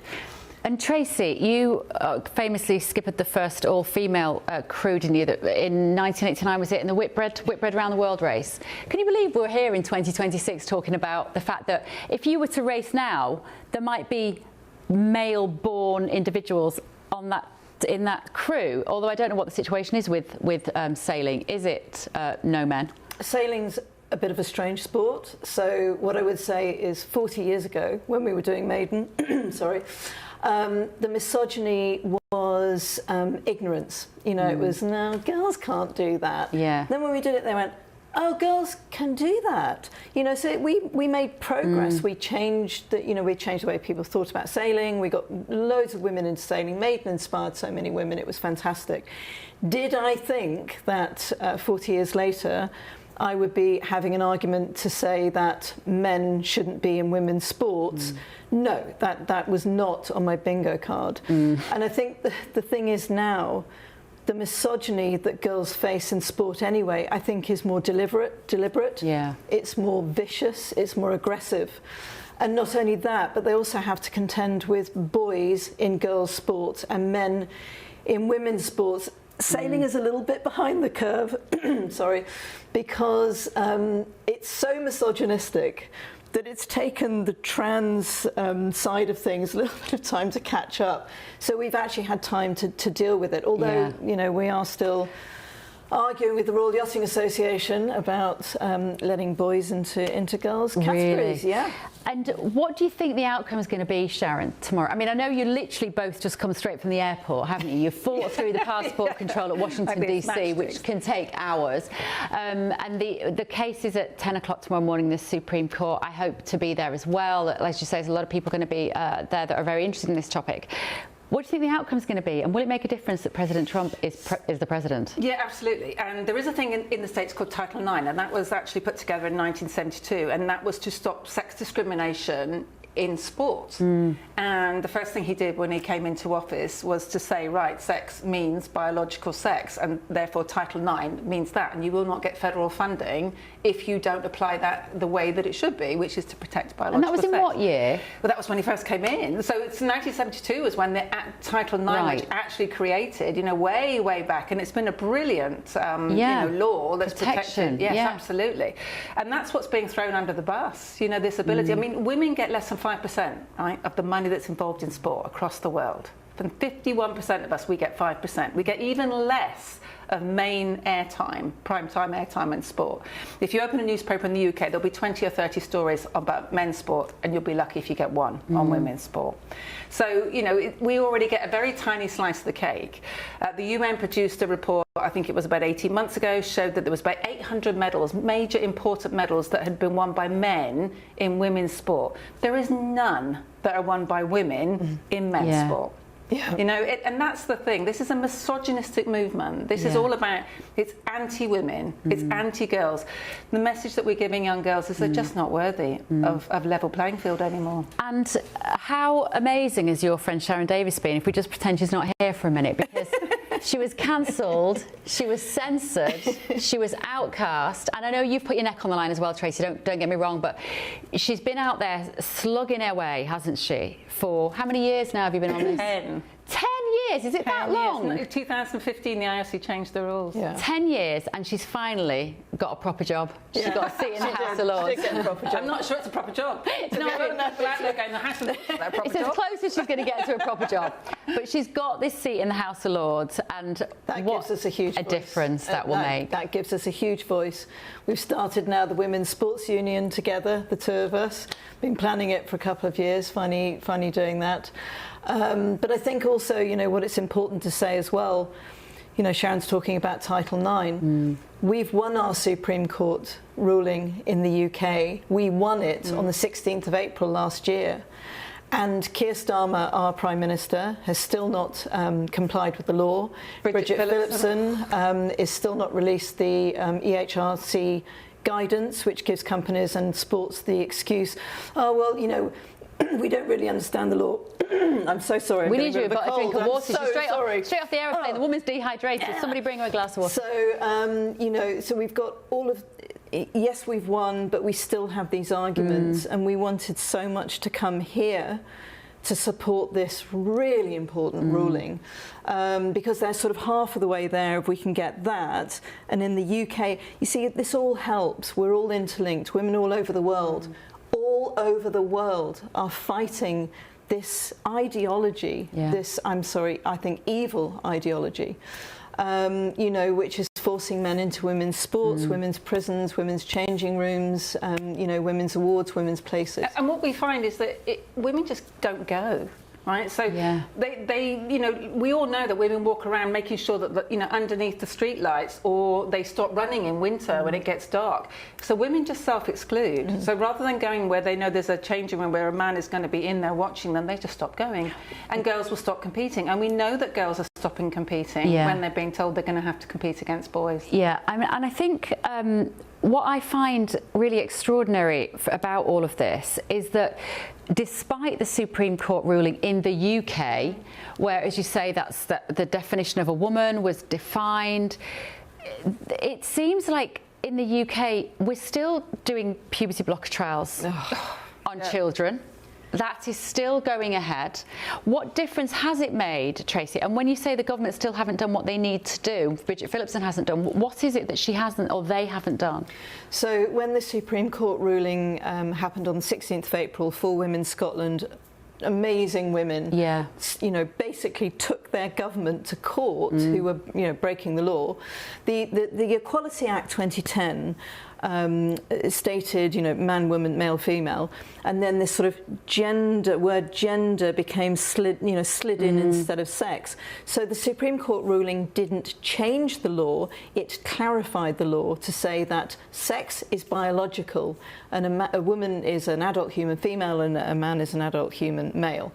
So I naively thought, oh, that's it, you know, of course the government will obey the law, my government, but then, you know, they didn't have a plan after Brexit, so what do I know? So, so the next thing that should have happened should have been, so the guidance comes out, so the law is the law, but the guidance, the EHRC guidance, is there to help companies who don't want to go through a lot of legal speak, and it just says, these are the facts. These are the very brief facts, so that in your company or your sport, this is what you need to know. Now, 128 days ago, I think it was, Bridget Phillipson received on her desk the guidance, the brief, that all she has to do is say, yes, that is the law, we agree with it, and put it through. So you've had a situation just the other day where two women walked into a toilet, friends of Sharon and Mai, they were at an awards ceremony for women, and there were two men in the toilets, and they went in and they had to get them out. The security guard came in and didn't know what to do. Well, that's unfair on her. Shouldn't be her job, and the law should be clarified. So no one wins here until the law is clarified and until the Supreme Court ruling is complied with and pushed through. People are still breaking the law. It has been so noisy, this debate, that is why I think people are still unsure what to do, because the trans activist side have generated more volume about their issue than confusion. Actually, they've kicked sand in everyone's eyes, haven't they? And it's been a very, very effective tool and they of propaganda. silence people by name calling. Yeah. So, what happens is people get very frightened to speak out. Yeah. And, those people that are running those leisure centres and those young girls that are on the desk at the, the local private leisure centre, they don't know what to do. They are scared as well. And so that's what the government should be doing, is clarifying this so everybody knows the situation. There is space to create some neutral spaces, but what we must do is turn around and say that there are female spaces and there are men's spaces, and where we've got the opportunity to create neutral spaces or additional spaces, then let's do it. But we mustn't keep throwing women and girls under the bus, which is what we're doing. This phrase, "you were born in the wrong body," has become so brilliantly catchy that any teenager will tell you that's a fact now, that you could be born in the wrong body. And just to be clear, because what a thing to tell a child. What a thing to tell a child, that you can hate yourself that much that you can want to change your gender. That you were born wrong. But it's horrible. It's a horrendous thing to tell. And I believe that the trans girl in this case tomorrow transitioned in 3rd grade here, which I think is 9 years old, that is in court tomorrow. Just to be clear, though, you personally, both of you, do not have a problem with somebody in the individual space of their own life wishing, as an adult, to live in the opposite gender to which they were born. Do whatever you like. Yeah. But if you are a male, you compete in a male category. If you're a female, you compete in the female category. And I'm sorry, and this might be controversial, but a child of 9 years old still thinks they might be a dragon or or put on dressing up, and I feel and also statistics horrified. Tell you that the majority of these children are vulnerable kids. They're kids that are either gay, they're autistic, they have the autism levels are off the scale. And kids that are from care homes, 4 times as many children from care homes will identify as trans. 4 times. Wow. So why are we not doing documentaries about that? Why is the BBC Panorama not doing a documentary about that rather than... The other thing is, of course, the role that the parents are playing. Often, weirdly, bizarrely, it's the mothers in these situations. There used to be a thing called Munchausen's by proxy. What happened to Munchausen's by proxy, where you would take your child and say they need their appendix removed and they don't, or whatever it might be, or say that your child is ill? Well, maybe it's just morphed into something else because that's disappeared. You have to disappear as well now, ladies, but I might take you for a glass of wine for that dry throat if you stick around, Tracy. Tracy Edwards, Sharon Davis, thank you so much for joining me. Let's go back to London and talk to Adam and Benjamin. Benjamin Butterworth, let me come to you. Very difficult to argue with any of that. Surely, if you are born male and you wish to compete in sport, you have to compete in the male category. Well, I think there are definitely lots of examples where the physicality that someone who's born male is going to be fundamentally different to someone who's born female, and therefore there's an unfairness. It would be ridiculous to say that doesn't exist. But you've also had examples where chess organisations have said that a trans woman couldn't compete in the women's competition, and in darts as well. Examples of sports where I really don't think that the physical strength is so fundamentally different. And so that I can't help but think is a bit of an anti-trans agenda. I also hate the idea that you're going to have young people hearing this who know they're transgender, who realise that at a young age, and the message they're getting is that there's something wrong with them, that they don't understand themselves, and that, I think, is dangerous. So do you think that being trans is or believing that you're born in the wrong body is a natural, inherent condition as opposed to a reaction to some sort of psychological dysfunction?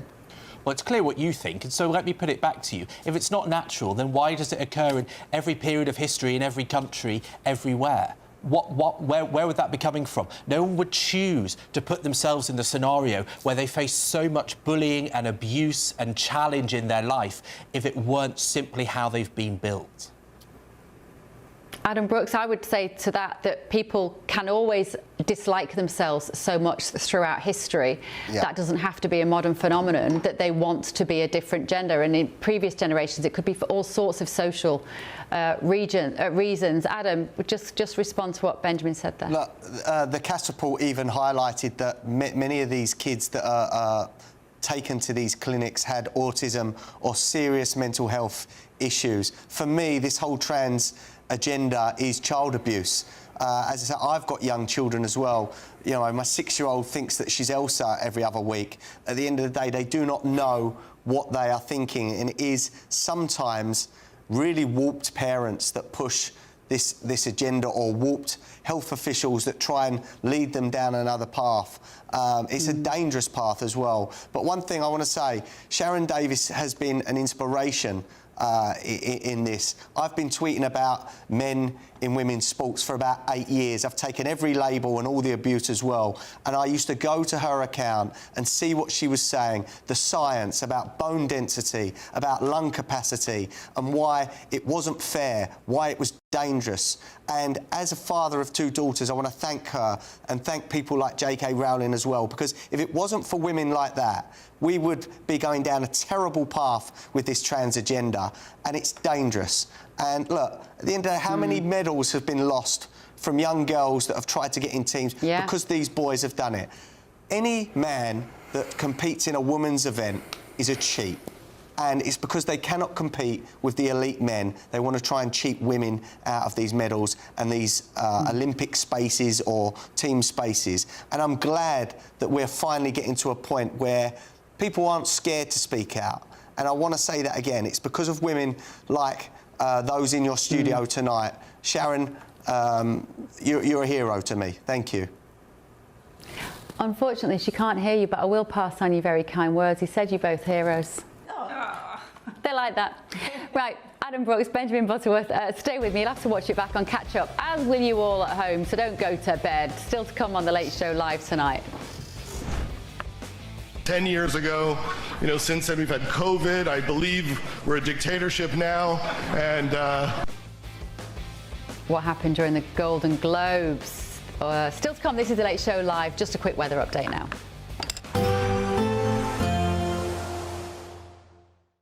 Expect warm spells with the odd rude interruption. Box Boilers sponsors the weather on GB News. Good morning, welcome to your latest GB News weather update brought to you from the Met Office. It's going to be a pretty cloudy day today. Outbreaks of rain for most of us, particularly for central and southern areas. But it will be another pretty mild start out there. Lots of cloud around, a bit chilly just to the far north of Scotland. We could see some showers falling as snow over the highest ground here. But further south, you'll see 2 bands of rain, bringing a risk of outbreaks of quite heavy rain into this afternoon. The rain becomes more focused into parts of Wales, the Midlands, the southeast this afternoon. To the north and west of that, it will become a little bit drier across parts of Northern Ireland. Some sunshine just to end the day, but it will be a slightly fresher end to the day here. Now the rain continues to sink south and eastwards through this evening, and that means skies become clearer for more northern areas. Still a risk of a few snow showers here and there, just across the Highlands in particular. More eastern areas of Scotland seeing a chilly end to the day, but plenty of clear skies. Northern Ireland as well, plenty of clear skies. There's a risk of ice as we head into this evening on any wet surfaces, particularly across the north.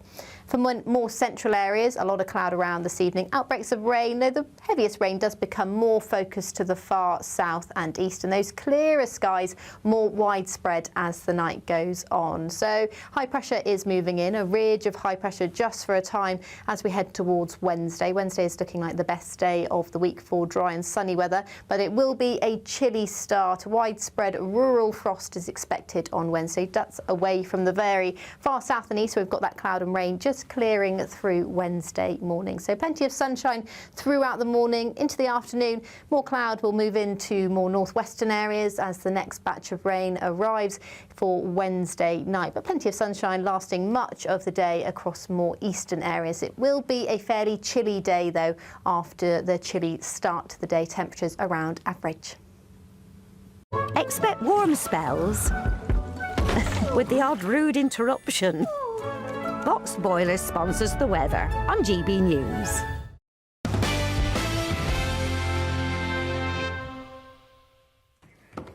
Welcome back. Right, let's have a quick look at the front pages of your newspapers for tomorrow. The iPaper are leading with UK under 16s could be banned from social media within months. That is huge news. Good or bad? I'm rather undecided, but I thought Sarah Rogers made a very strong argument about the fact that this is a government who is going to allow 16-year-olds to vote. Where are they going to get their news from? GB News. Not all bad. Daily Express. Tell truth on the fantasy cost of net zero push. This is a report warning that the green drive could cost Britons £9 trillion, which is far above official figures, The Guardian. Now, this is an interesting story. ADHD care costs are soaring as the NHS turns to the private sector. This is because so many people are now self-diagnosing or being diagnosed with ADHD. Do they really have ADHD, or is it just that their phones have absolutely addled their brain and they can no longer concentrate on anything? The Metro are leading on crash gangs walloped. Raids key to fall in homicide, say the police. Oh, this is interesting. This is the fact that London actually had lower homicide rates than they've had in 10 years today. This was the headline, and I have to say, Sadiq Khan, if you had anything to do with that, well done. Not sure he did, but anyway, well done if you did. And I think the Metro story is saying it's because they've been clamping down on the gangs as opposed to individual criminals. The Telegraph. China embassy secret threat to the city. This is an incredible picture on the front page of the Daily Telegraph. This is China's super embassy in London. We haven't seen the plans until now, and these plans are now showing that this building will have tunnels running underneath a spy centre underneath the embassy. Are we completely stupid? The Daily Mail. That's what the headline should have just been. Are we completely stupid? Daily Mail. Fury over Labour payouts to Hermes Guantanamo client. This is backlash. The government approves substantial compensation to the terror suspect. Oh, I know what this is about. Once represented by the Attorney General. This is somebody that was held in Guantanamo Bay who's being paid a huge amount of money in compensation. On the front page there as well, adolescent star Owens, a Golden Globe winner at 16. That was that Netflix drama about a boy that becomes addicted to his screen and hates women. Propaganda drama, I think you could call it. Independent, they are leading with Starmer gives Musk ultimatum to end shameful AI images. This is the conversation that I had with Sarah Rogers earlier. Ofcom launching an investigation into the creation of these fake, cartoon-like sexual images. The Prime Minister says that X is profiting from disgusting abuse and directly warns the billionaire, if you don't control Grok fast, we will act. Well, as we've heard tonight from Sarah Rogers, America would act back. And a very unflattering picture there of Nigel Farage and Nadim Zahawi, whom Zahawi apparently begged the Tories for a peerage before defecting to Reform. Sun, bin diesel. What's this about? The Sun newspaper has got fuel pumps to start vanishing within 4 years. That's just not true, The Sun. That is not going to happen. They're saying that going to be so many electric cars, you're not going to be able to buy fuel at the garage anymore. And The Times, UK troops set to swoop on Kremlin's shadow fleet. This is a very unusual day. Almost every front page has run with a different news story. This very rarely happens. Troops set to swoop on Kremlin's shadow fleet, UK troops, according to The Times. So let me bring in my panel here in DC on those stories. I don't really know where to start, gentlemen. There's so many. There's about 10 different stories there. That almost never happens. Should we start on Nadim Zahawi? Right, Thomas Corbett Dillon. Nadim Zahawi, key architect of the pandemic, now part of Reform. I, for one, not happy. How do you feel about it? I would say he's not necessarily my favourite person, but I do think this shows that I think Reform are making a few mistakes with this. I think sometimes they've fallen a little bit into the Westminster bubble. I think oftentimes they're trying to appease the journalists and the media in Westminster and, you know, say that, oh, we're the cool kids now. Look who's joining us. Look at this big name that we've brought. But actually, if you look at the people on the ground, the real supporters that have actually made Reform what it is today, this is not the guy that they want to be joining their party. And I think what we've seen on social media is this has been a pretty backlash across the board. I don't think there are many people that are cheering for this. I think the only people is maybe Nigel is thinking that it makes him look cooler because now the establishment are coming to him. I think they should remember that actually it's the people that have even made this party exist. So I spoke to a source in Reform today who was telling me that Nadim Zahawi brings experience, he brings expertise, and particularly in the area of foreign policy, that they feel there is a gap there in their management, in their structure, in their key players, that he fills that gap. But as I said to them, at what cost, Adam Brooks? At what cost do you bring in Nadim Zahawi? Because I just want to remind you who he is to me.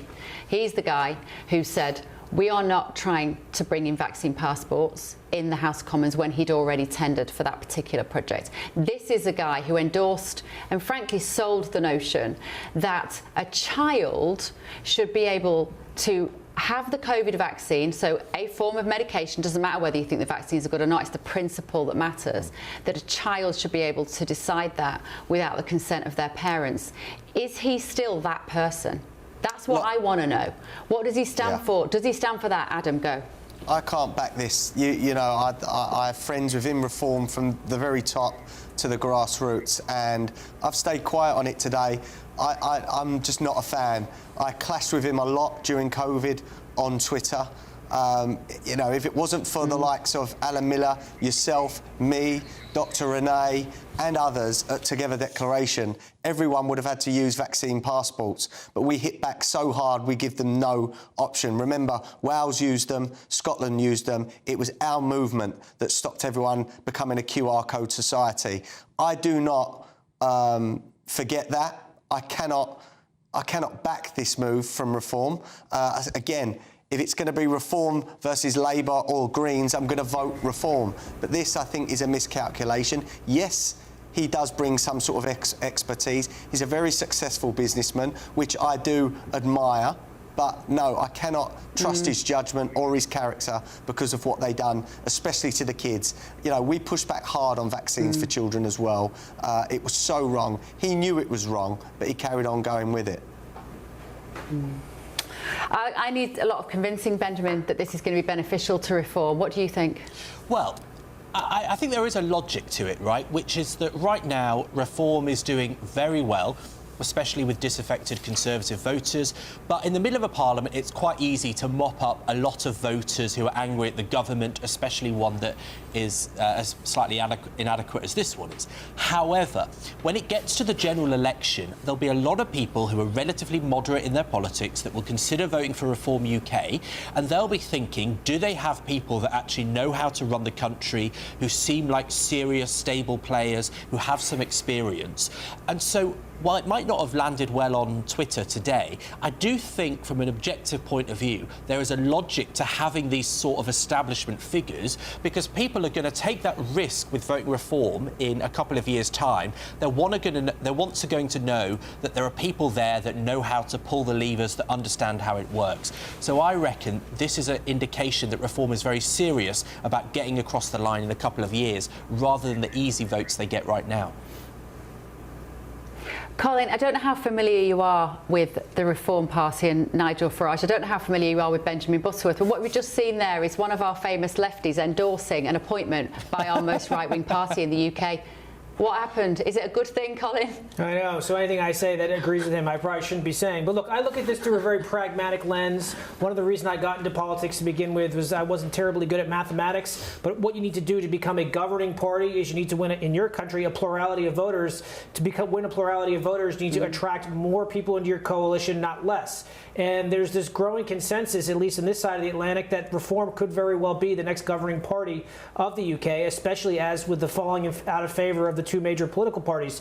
To do that, the party needs to grow from a protest movement into one that's serious about governing. That means you need to look past some of these ideological purity tests that are great for online disputes and conversations like this, and be able to welcome people into your party who you may not see eye to eye with on everything, but you at least see the world through, say, 80% of the same goals, priorities, and objectives. And that is how a political party goes from a protest movement, someone that is just outraged about what's going on, to one that can actually pull the levers of government and convince enough voters that they're willing to run the country. I love that phrase, an ideological purity test. And you're right, and there is a sense in which people like Adam and I are doing that when we look at Nadim Zahawi. But it's about trust, isn't it, Thomas?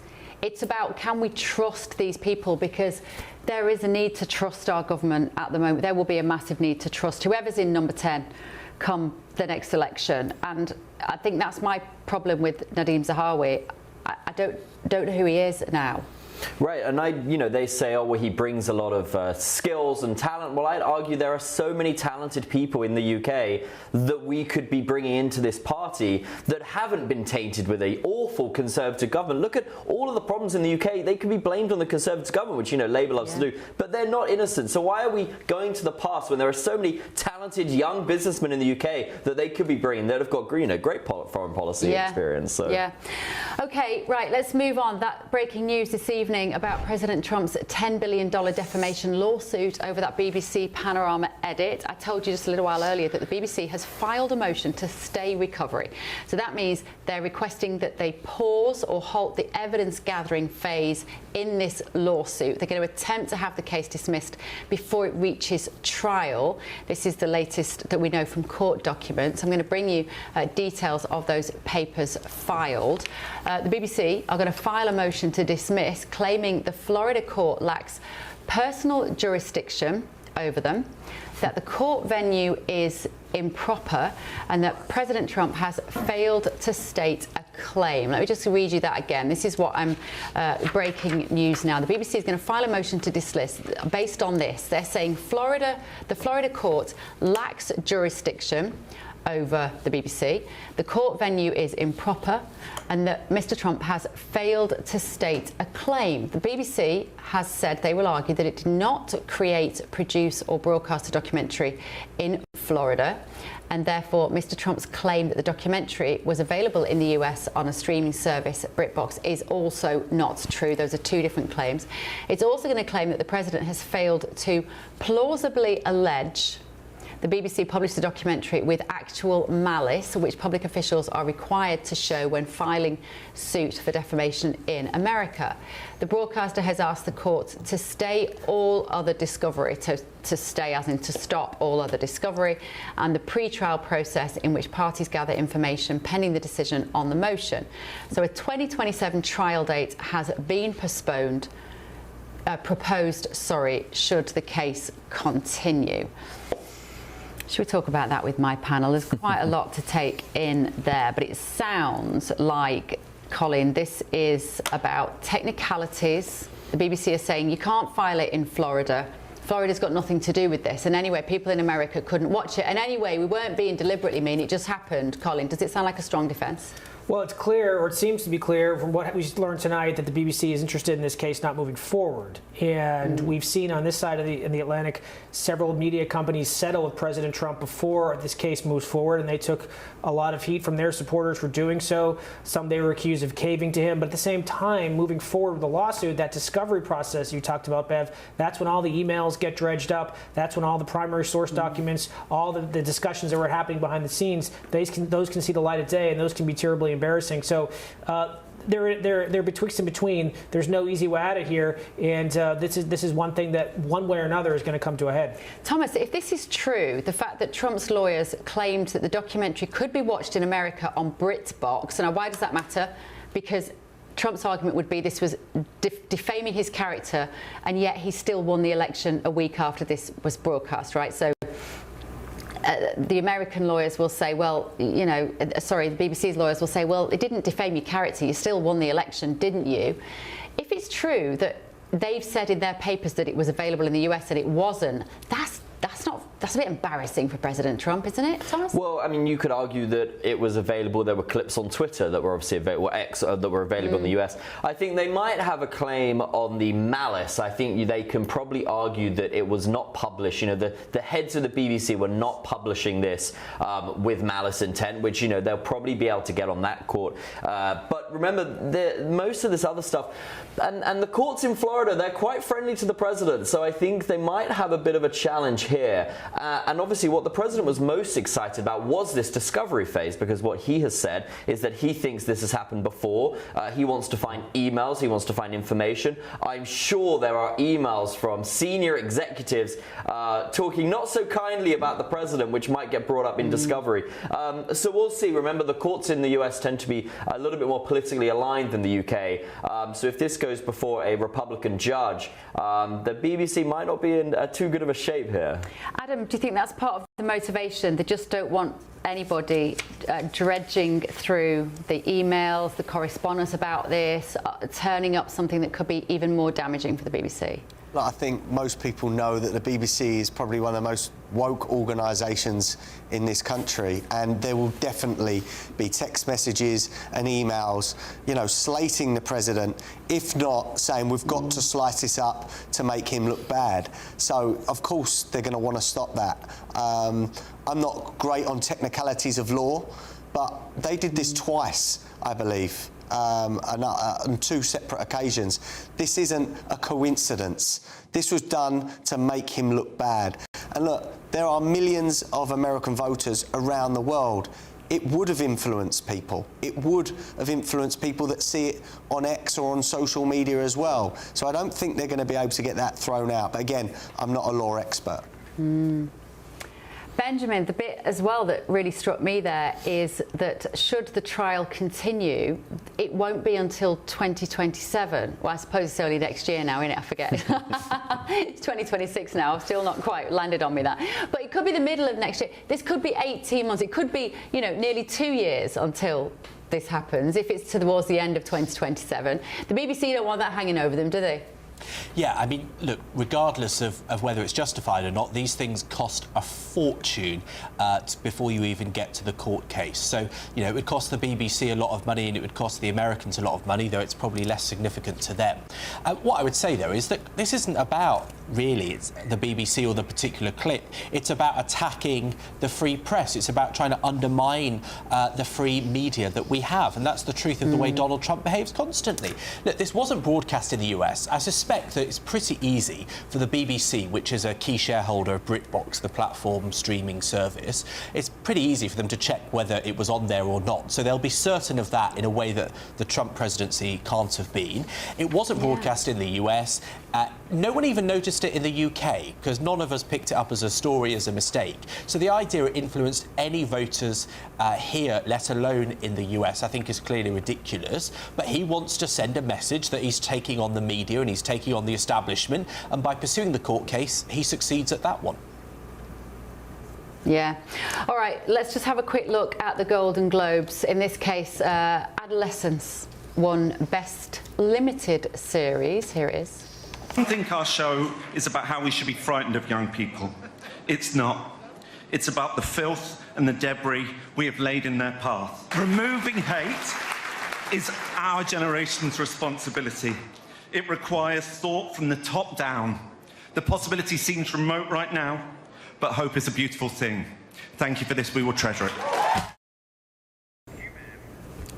And let's have a listen to the American comedian and actress Wanda Sykes, who was hosting.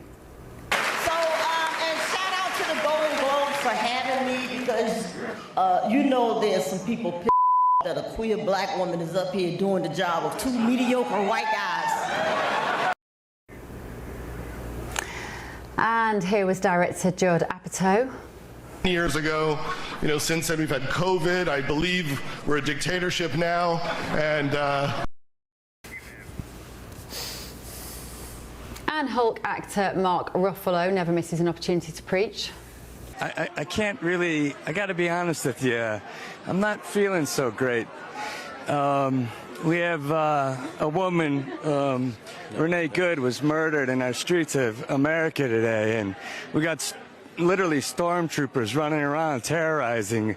And as much as I love all this, I don't know if I can pretend like this crazy stuff isn't happening. We have a president who says the laws of the world don't apply to him and we could rely on his morality, but he has no morality.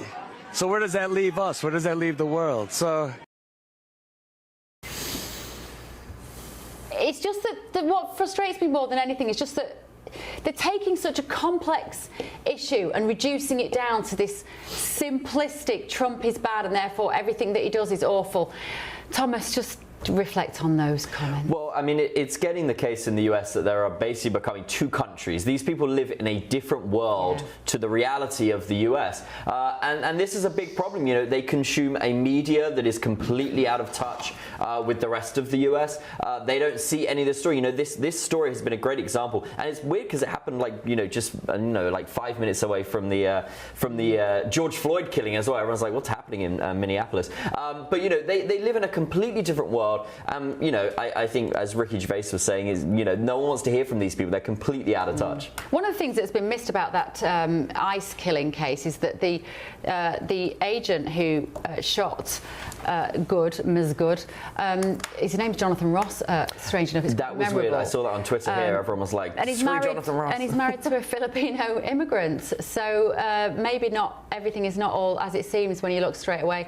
And can I just have one little rant before we go? Can people take down the Christmas decorations, please? It's really winding me up. Is anybody else wound up by how many blooming Christmas trees and Christmas fairy lights are still left up? Go to Heathrow, massive Christmas tree. Come on, Britain, do better. Pull your socks up, get your Christmas tree decorations down. Benjamin, Adam, Colin, Thomas, thank you all so much for joining me. Thank you for watching at home. I'll see you tomorrow night, midnight UK.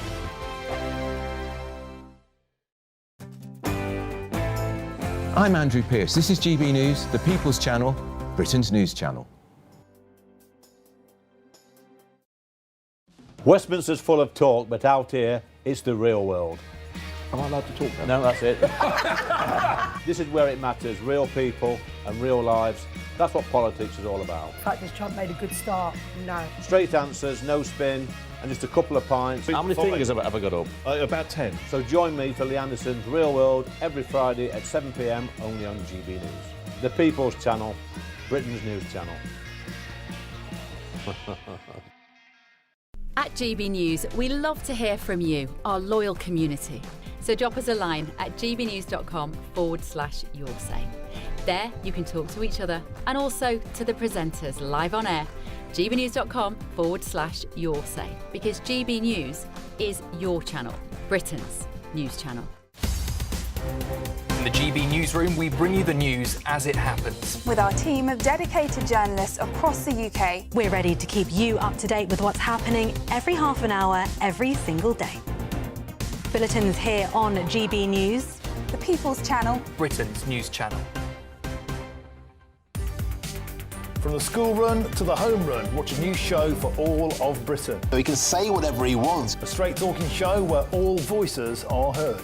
And, you know, when are we going to stop talking about smashing the gangs and actually do it? With the stories that matter from every part of our country. There's a bit of a crash landing there for your Chancellor. Bold, fearless and standing up for you. That's me, Martin Daubney, 3 p.m. till 6 p.m. weekdays, here only on GB News. The People's Channel, Britain's news channel. No matter the state it's in, this is our nation. Join me, Jacob Rees-Mogg, for a genuine, honest discussion on where we have been, where we are going, and where we are with the people who set the direction. Tune in to State of the Nation every Monday to Thursday, 8 to 9 o'clock.